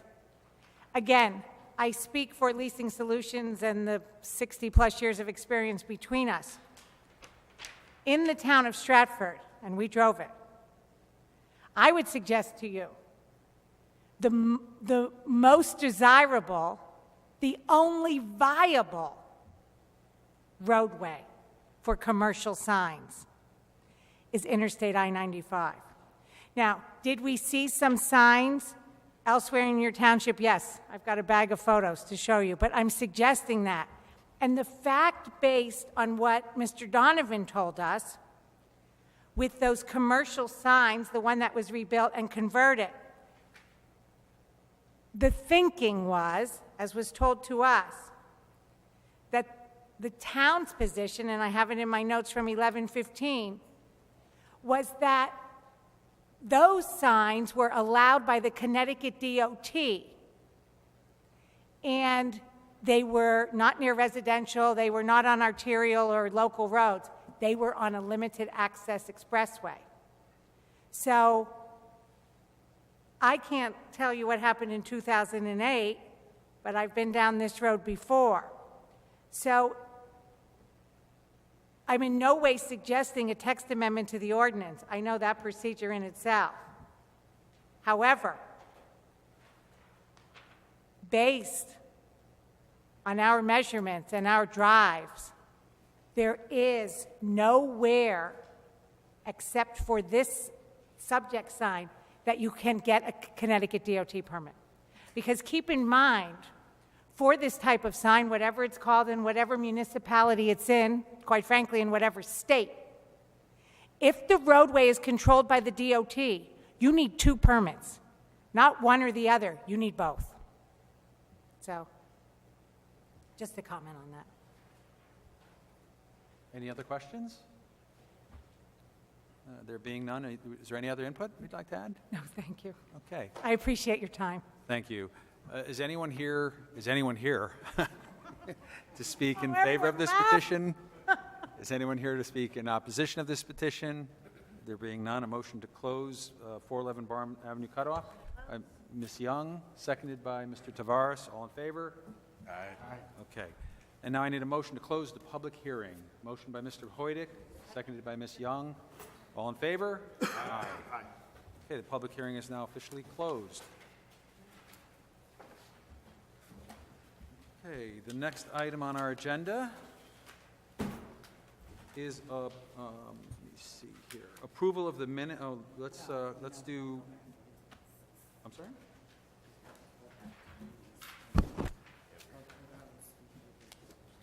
Okay, so we're going to make the decisions on these three? Okay, great. As the new chair, I'd like to speak to the commission, or the board in this case. In the last year or two, we've tended to, or the chairman has elected to seek a motion right out of the gate and then have discussion on the motion, and then a few times we've withdrawn motions and made second motions. And I was wondering, openly with the board, if I can ask, take a quick poll, if you think it makes more sense to have a discussion and so that would then lead to a motion after we get all of our input on an applicant. I second your motion not to have motions. I think it's a wonderful do that? suggestion. Yeah, I agree. Okay. Good. I know a few of the boards do it, and It lot tends to get a smoother. little confusing, and I just wanted to keep it as clear as we it does help. Absolutely. Okay, so now we're going to, would somebody like to, let's begin discussion on the first item, which is item 136. Oh, you want to take it off the table? Okay. Okay. So do I have a motion to take item number 136 Parkway Drive off the table? Motion to take 36 Parkway Drive off the table? Second. Ms. Young, seconded by Mr. Tavares. All in favor? Aye. Okay. 36 Parkway Drive is now open for discussion and comments. I'd like to discuss 36 Parkway Ms. Young. Drive. You'll recall during the hearing, I had asked the petitioner about following up on Jay Hibansky's suggestion of asking the petitioner if he'd explored other alternatives that did not require the variances that are being sought. And the response given was, yes, he does have another alternative that would negate at least one of the two variances. He has a proposal that would maintain the need for side setback relief, but no longer require building coverage relief. And in my opinion, it's unfortunate that's not the application that was in front of us tonight, because I would have been the first to make a motion to approve it if that had been in front of us. I think the fact that he's gone on record saying he can do it without the coverage variance, for me, is a reason to deny without prejudice, allowing this applicant to return within the next 6 months, hopefully 6 weeks, however long it takes him to bring back that alternative plan, so that we can offer an affirmative vote on a side setback relief without the building coverage relief being accompanied to it. That's where this member's feeling. The hardship being the existing house location in the side setback. It makes sense why they would want to maintain the same wall that's in the side yard. But to me, the architect of record did them a disservice by not finding 12 square feet before putting them through the paces of this hearing. Okay, thank you. Mr. Hoydick, did you have something to say? Ms. Streets, nothing? Mr. Tavares? You know, I agree with you, Ms. Young, on that case. And as you know, in this case, the architect may have done a disservice to the applicant. But we're probably talking about, and I'm not going to open the package, but I think the back of the house must be 20 feet long or 24 feet long, the back of the house. So we're talking about a couple of inches, really. And I agree with you that the architect there may have been a tactical error in the application. However, do you think it will make a difference in the overall project if they come back and build that addition with 6 inches less of depth in the backyard, which is, in this case, 119, that's the full side yard. I'm going to guesstimate it at about 60 feet from the rear property line. So it'll be 60 feet, 6 inches. So let me ask, rather than actually answering your question, let me pose a different hypothetical to see if Mr. Hibansky can opine upon this. If we were to approve in part and deny in part, approve the side setback relief but deny the coverage relief, would your office be able to process an application that came with the alternative plan that did not require the coverage variance? Or is that, because that plan's not in front of us, is that too difficult for your office to administer? No, we would be able to do that. I think that what I would recommend if the board chooses to go in that direction is to stipulate as a condition of approval that they don't have to come back to the board unless the planning and zoning administrator sees the plan and something doesn't sit right, and I want to send it back administratively for you folks to look at because I don't think it maybe fulfilled the intent of what you all were trying to do tonight. I would be more comfortable with that idea, sparing them the exercise, particularly while they're expecting to have to come back before the board, giving discretion to the planning and zoning administrator to find the zoning compliance, knowing there's an out clause if he wants to bring it back to us. But I do think that the architect who designs very good plans is up to the challenge of finding a 12 square foot reduction. And I personally think it's important to try as a board to strive for zoning compliance where we can, knowing that we're here for those occasions where it cannot be found due to the unique circumstances of the properties. Right, so noted. Any other comments? There being none, I'd like to entertain a motion. Ms. Young? I will make a motion to approve the side setback relief and to deny the building coverage relief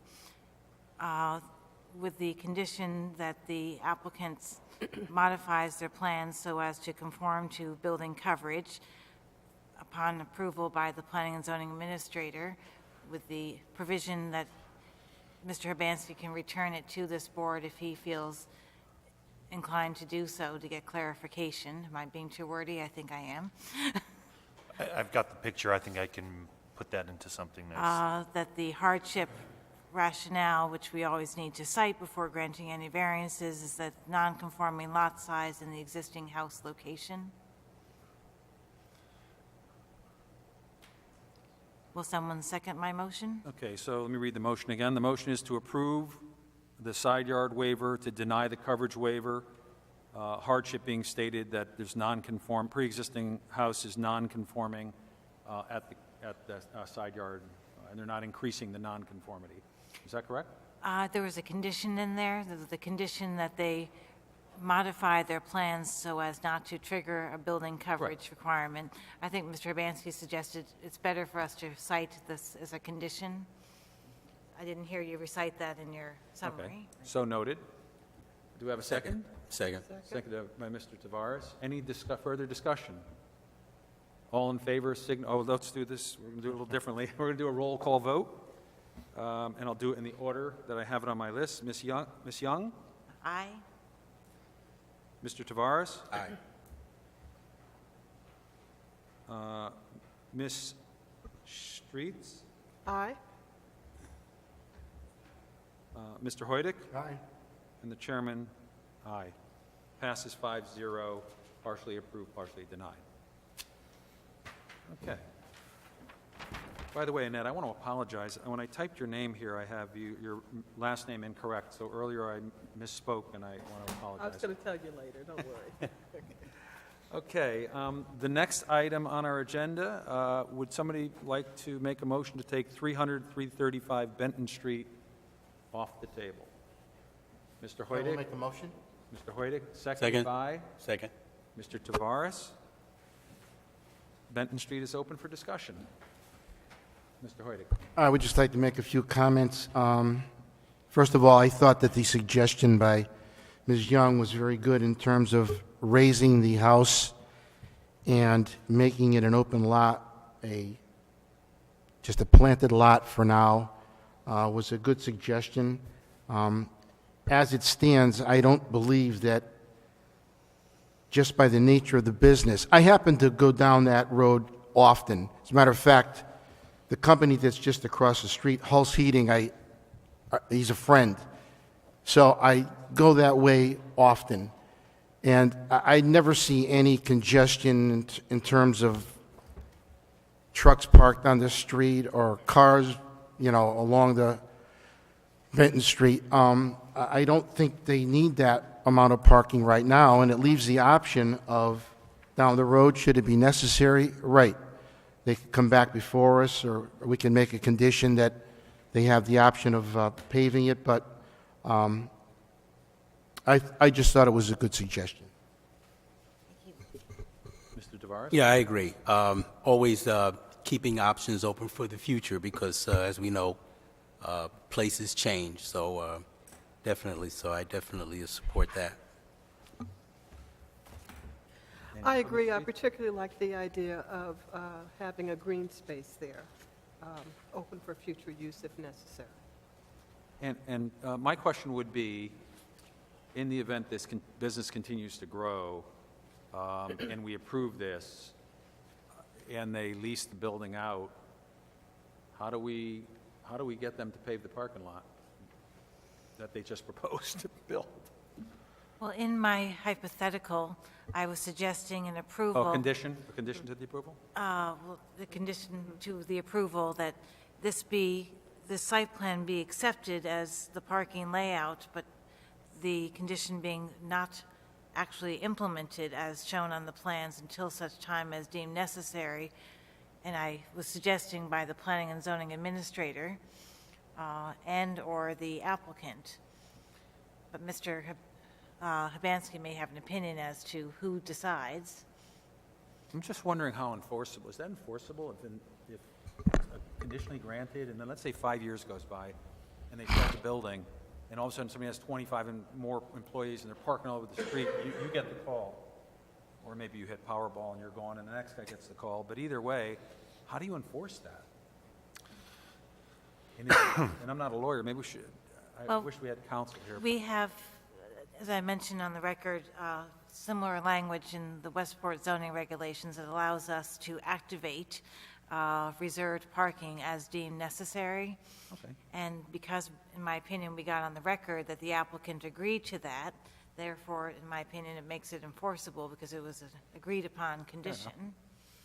And I would assume that if we start seeing this parking lot always full or cars were now off-site and parking in the street, that would be indication to the zoning enforcement officer that the need has arisen, and now it's time to activate that. Mm-hmm. Very good. Mr. Urbanski? Or if the applicant has decided that their workforce is expanded, they may want to voluntarily expand the parking lot on their own. That certainly might be a possibility as well. So it may not only be enforcement triggered via enforcement.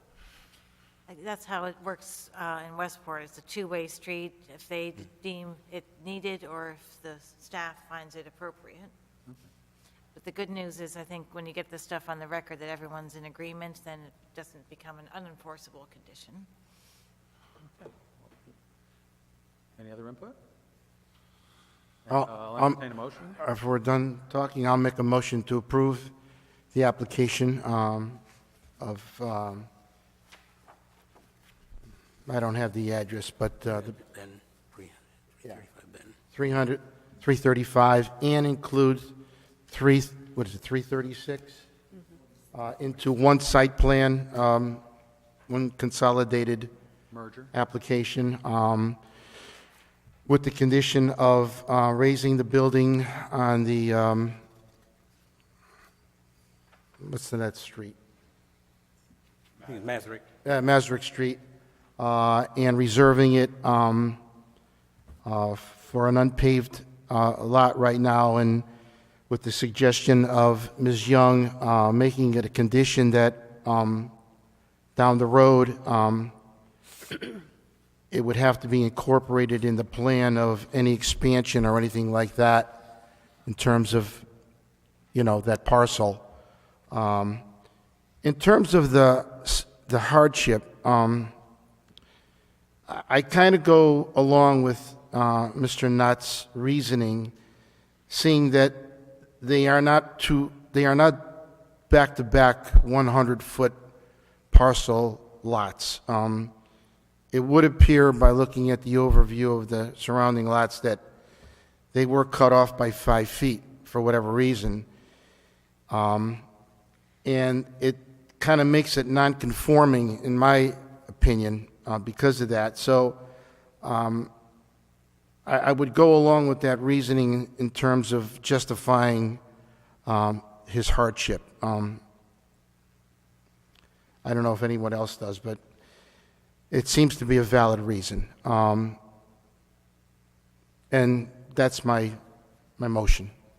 Okay, let me see if I can consolidate that a bit. So the motion to approve, subject to condition number 1, a merger of the properties, the 3 properties to a single property, and also a condition number 2 would be to leave the house that is going to be raised, the house to be raised, and the property to be left unimproved, lawn. I heard Ms. Street suggest green, so grassed over. Green. Green. I Green. heard Green. attorney not agree to that condition. And but the site plan is approved, so the owner of the property and/or the planning and zoning administrator can choose to, I guess, Activate? mandate Yeah. paving of that in the future, should it be required. And just for clarification, Jay, I'm still seeing this as a 22-space parking waiver, not a 40-space parking waiver. Correct. I was going to add, once everyone finished, that we could approve this as per plans submitted that show the use of 40 parking spaces. However, the board is only requiring that 22 spaces be required, Right. Be installed, right? be installed. Yeah. I'll second your motion. Yeah. We need a second. Okay, so we have a second by Ms. Young. Let me just make a note of that. Any other discussion? Okay, we'll do a quick roll call vote. Mary Young, Aye. Mr. Tavares, Aye. Ms. Streets, Aye. Mr. Hoydick, Aye. and Mr. DeCilio. Aye. Passes 5-0. Conditional approval. Okay, next item is 411 Barnum Avenue cutoff. Would someone like to make a motion to take it off the table? Before we do that, do we need to do a CAM site plan for the last application? We're going to do that after these decisions. We're going to go to the CAM's plan review of Orchard. Thank you. Okay. A motion to take 411 Barnum Avenue off the table? Motion made by Ms. Young. Seconded by Ms. Streets. Okay, discussion.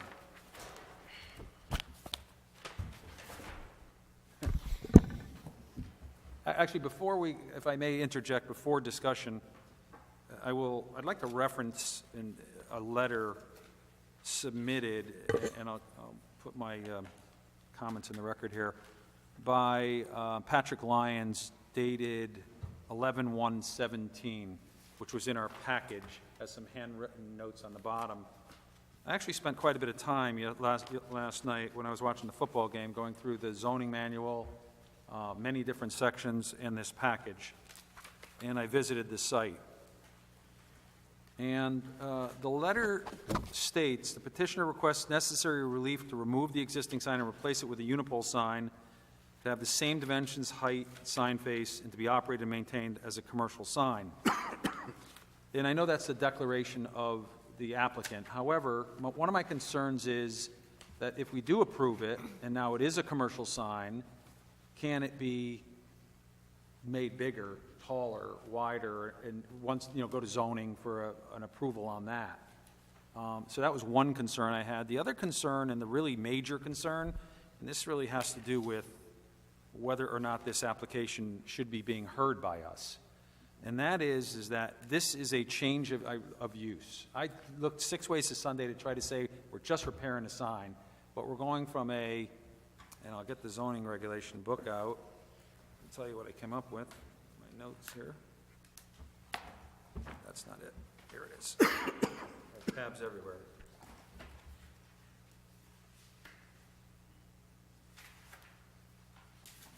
must have the tab in the wrong spot.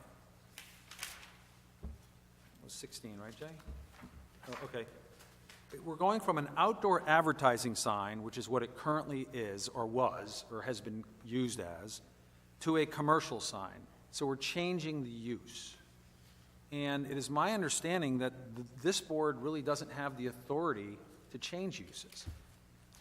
I think, and this is my opinion, I think the better avenue would have been for this applicant, or may have been, depending on how this works out today, to go to the zoning commission and say, I want to do a text amendment to say, look, allow for commercial signs or allow for existing outdoor advertising to be converted. Now, something in the zoning realm versus the ZBA realm.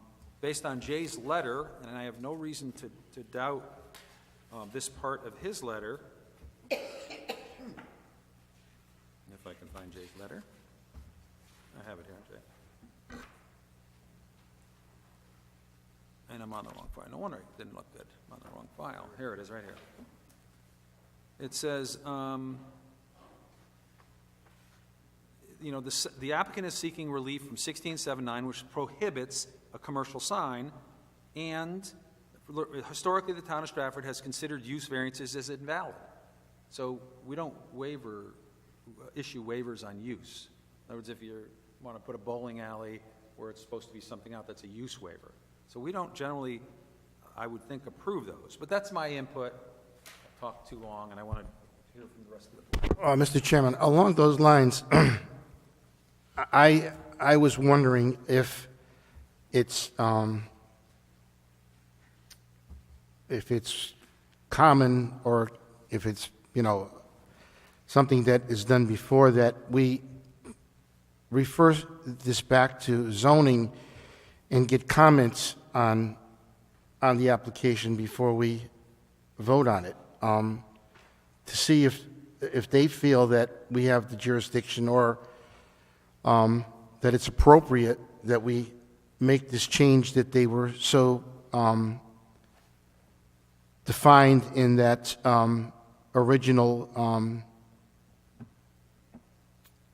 their original statute. Could that be possible, Jay? Has that ever happened before? Well, generally, the Board of Zoning Appeals wouldn't refer something to the Zoning Commission or the Planning Commission,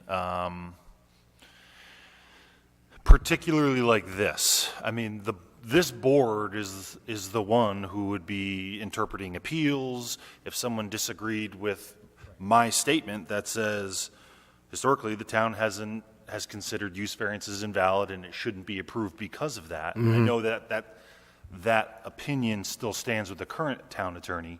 I mean, technically, I think you could refer it to the zoning commission, although it's not typical. But they would get the advice from the town attorney saying that use waivers are invalid and that, that the Board of Zoning Appeals should not approve it. Okay, thank you. All right. Mr. Tavares? Yeah, I just feel that we should keep with the integrity of the BCA, and paragraph 3 pretty much stipulates that. Certainly wouldn't want to be opening up a precedent. I think we should stick with the good intentions of the statutes. Mr. Urbanski? I think, and just to touch once again, on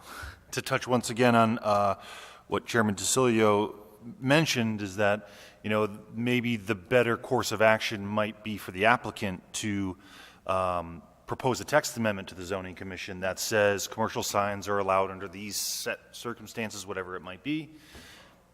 Make sure it's consistent with the plan of conservation and development, and get that approved, and then there's no need for a waiver. I won't say there's a lot of language, but there's significant language in the plan of conservation and development that speaks specifically to billboards, and the town should try in its best efforts to limit the expansion of billboards. So how even a text amendment would be received, I don't know. That may require some other.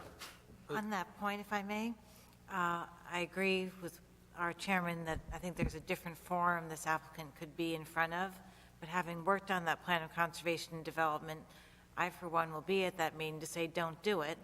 Don't adopt that text amendment, because we wrote regulations saying we were trying to discourage and discontinue this use. When I asked the question, was given the answer that this sign would not be for the benefit of the tenants on site. This would be for off-site advertising. That, to me, is contrary to the types of variances this board grants for signs. Usually people can't see it, so there's public safety at issue. We don't want people turning around, doing U-turns on the post road.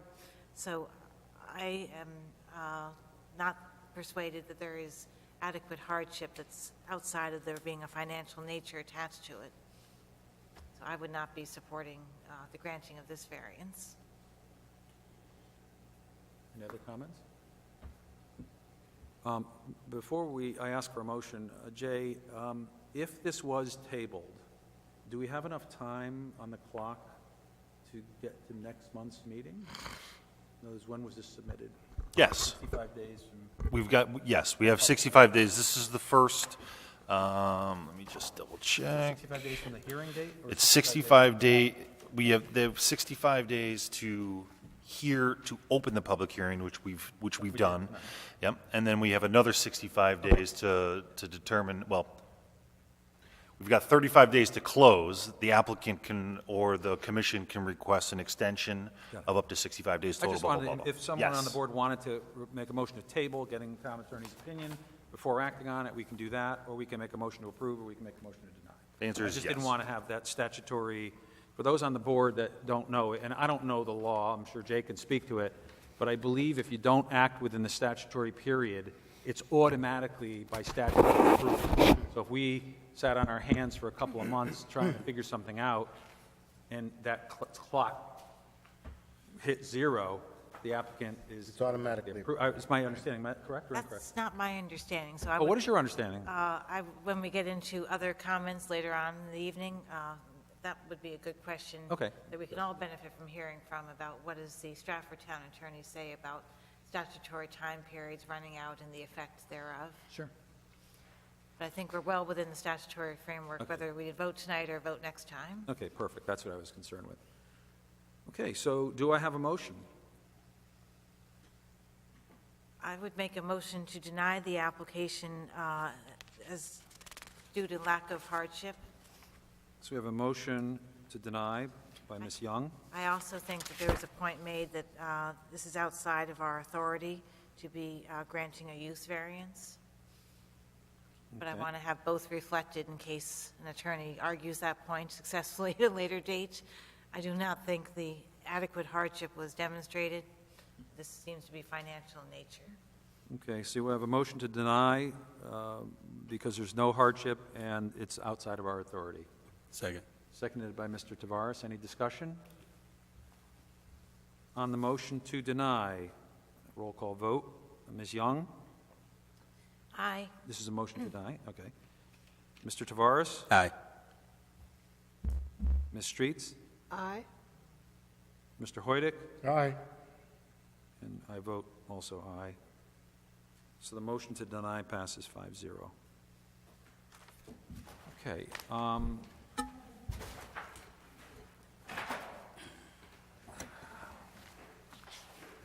Item number 2 on our agenda. May I have a motion to approve the minutes of both November 2nd, 2017, and November 30th, 2017? So moved. Approved. Second. Motion made by Mr. Tavares, seconded by Ms. Young. All in favor? Aye. Aye. Opposed? Oh, I didn't do a roll call. Guess I'm... CAM site review. This is the first CAM site review in 2 years I've had, so I'm not... We have two tonight. There's one that 300, 335 Benton Avenue should be on this agenda as well. So we're going to have to, assuming that the board is willing to do this, waive the rules to add this to the agenda. It has been noticed. It was advertised in the paper. It just looks like there was a clerical error. It didn't make it on this agenda. Motion to add it to the agenda if you need it. Motion by Ms. Young to add Benton Street to the CAM site review plan agenda. Seconded by Mr. Hoydick. All in favor? Aye. Aye. It's on the agenda. No problem. typo. Okay, well, let's do, while we're on Benton, let's do the camera view. I guess we have the same, we've heard the public hearing on the application. What is entailed in a camera view? It's basically an assessment of the coastal resources that are potentially going to be impacted due to the development of this site. You know, based on my review, I generally will lean on the on Deep's comments, as that's what the professionals there do, to determine what resources are impacted, if any.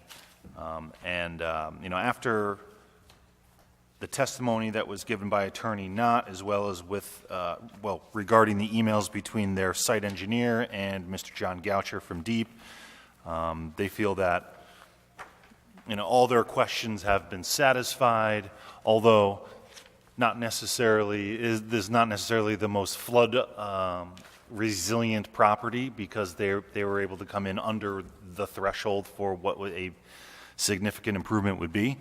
They still meet the statutory requirements according to Mr. Goucher, so that satisfies me. So I make a motion of a finding of consistency with the coastal area management policies. This will not adversely impact coastal resources. I'm sorry, Ms. Young, could you repeat that? You make a motion? Motion of consistency with the coastal area management policies, as this will not adversely impact coastal resources if approved. Okay. Do I have a second to that motion? I'll second. Seconded by Mr. Hoydick. Any discussion? I assume this is an approval? It is. Okay. Finding of consistency Your last word is with approve, yeah, okay. coastal area management policies. Okay, let's take a quick roll call vote then. Mr. Tavares? Aye. Mr. Hoyt? Aye. Ms. Young? Aye. Streets? Aye. And the chairman, aye, passes 5-0. Now, for the next item, coastal area review will be for 318 Orchard Street. So I can give, since the applicant is not required to come for an administrative session, I can just give a brief overview. We received a complaint that there was some activity going on in the tidal wetlands over at the end of 318 Orchard. Upon inspection from the zoning enforcement officer, there was a wall being built within the tidal wetlands in the water, somewhere between the mean high, mean low tide marks. Apparently there was some history with the property. The applicant had come in several years prior, inquiring about what would be needed in order to build some sort of retaining wall on site. The applicant, who is the current applicant as well, was given our zoning enforcement officer's advice and the path to getting what they wanted. Fast forward to present day, the wall was put up without any approvals. After some conversation, some lengthy conversation with Mr. John Goucher from Deep, it was determined that the town of Stratford does not have jurisdiction within a tidal wetland, and however, we are required, even though it's within Deep's jurisdiction, to say yes or no. We are required to conduct a coastal site plan review, which we're doing today, to determine whether or not we feel that this project and the way that it was done was conducted in ways that's consistent with CAM policies. You know, I think if you look at some of the comments that were given by Mr. Goucher, he gave a very firm recommendation to not approve this application and to let the applicant run through the course of the state's mandates that they have for the applicant. Mr. Hoydick? I will make the motion to deny or not approve the application based on what Jay just stated, the documentation from the state DEP, comments from our own conservation administrator, that all the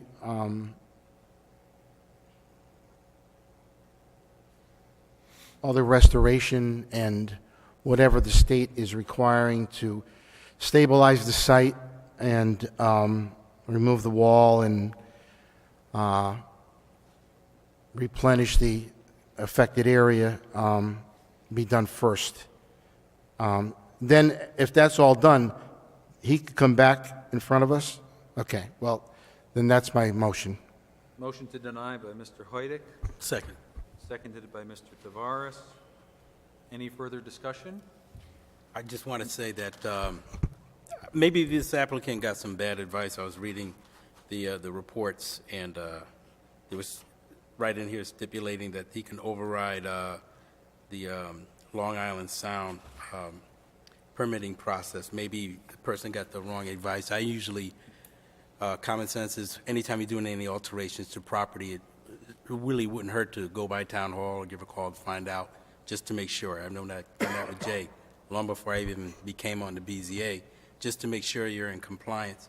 And certainly this applicant has a way to go to make them approve from DEP and the other organizations. So I think in behest of our group that we would have to deny pending approval of said organizations. Ms. Young? I will recognize Mr. Hibansky in a moment, but this is a shoreline flood and erosion control structure which have been banned, prohibited, fill in the blank, whatever you like, since 1995, if I'm correct. So this is a statewide policy, and the last thing we want to do is have any sort of level words of encouragement on the record of come back when you know how to do it in the right sequence, in my opinion. So mine will be a firm no, and they should be cognizant of the timeline that DEP has put them under to restore the site, because this is exactly what we talk about when we talk about adverse impacts to coastal resources. I would agree with Streets? all of the other comments, but I think procedurally it's important, I think, that we actually read into the record the petition from the applicant.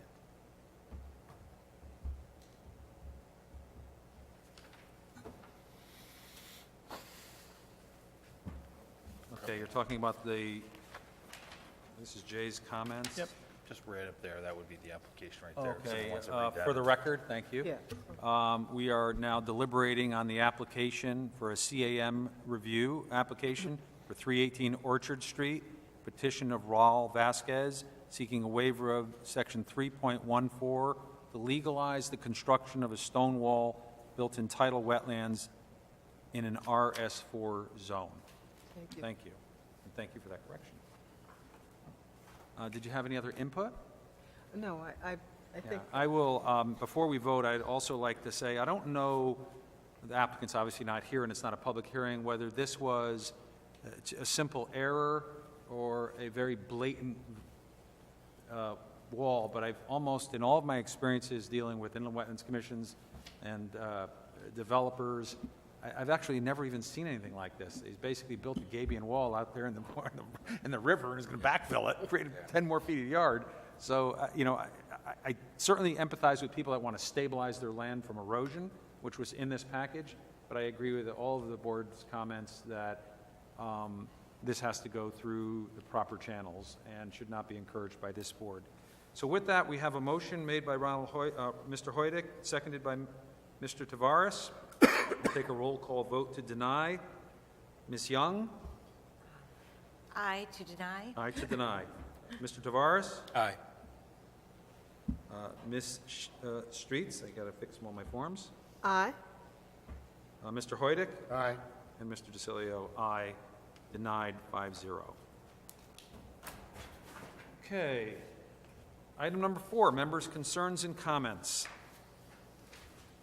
Just to reiterate what I said earlier, it'd be good to have for the record, Mr. Hibansky, when you have time to consult with the town attorney about the statutory timelines and the case law about what happens if you don't act within them. Is that equal an automatic approval, an automatic denial, or none of the above? for what it's worth, the advice I've been given is it's a no action. If there's no action taken by the board, that applicant does not end up with their variance. They end up the same way they started, with nothing. No approval, no denial. But I know the town of Stratford has their own town attorney, so I would think we should consult with our town attorney to see if they happen to agree as a coincidence with what Westport town attorney is telling me. And I may have an opinion from the town attorney on this exact thing, and from what I remember is that it depends on the circumstances, that there have been cases where an application has not been acted on, and it was proven that the board was intentionally delaying an application. And in that, and I don't know which board, if it was a planning and zoning or a board of zoning appeals,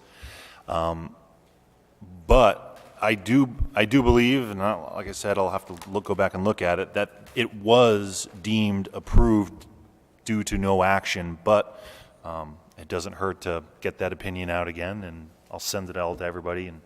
And I know we all appreciate your efforts, Jay, to keep us on track so we never find ourselves in that hypothetical situation. Yeah, and to your point, Ms. Young, I'd like to ask Jay, if any applications come in where your site reviews are such that they were on this, I would like you to take it upon yourself to automatically request a quick review by one of our town attorneys, so that when we deliberate, we have a document in the file instead of seeking out that. I don't know if we have the authority to do that. For what? In other words, if you say in that application for the sign, there was a question of whether or not, they certainly have the right to make the application. Oh, But, that I mean, process if that you're if talking? we don't have the ability, the authority to act on it, I think we should know that history when we deliberate, instead of, but we'll leave it to your judgment to refer those. I don't want to spend any of our town's money, believe me. I don't want to spend a cent of our town's money.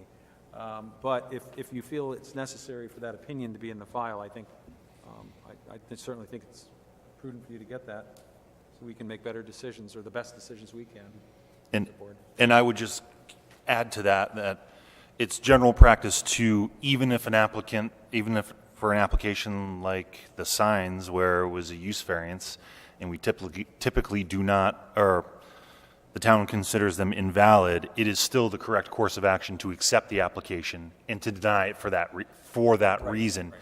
So I don't want, I want to make sure that people understand that although I believed the application was invalid, incomplete, it's still our opportunity to hear the applicant and deny him for what, or you can decide whether or not I'm right or wrong. You know? Okay, got it. So. Any other members' comments and concerns? There being none, one more apology. Our newest member, Ms. Streets, I told you that these meetings generally are pretty quick, and tonight we went 2 hours and 15 minutes, which is extremely abnormal. Hope that does not bode poorly for the new chair. But with that, I'd like to entertain a motion to adjourn. Motion to adjourn. Mr. Tavares, motion to adjourn, seconded by Ms. Streets. All in favor? Aye. Aye. Opposed? Nay. Carried unanimously. Yeah. Okay, folks. Thank you. Good work. We had the organizational meeting too, so that added significant time.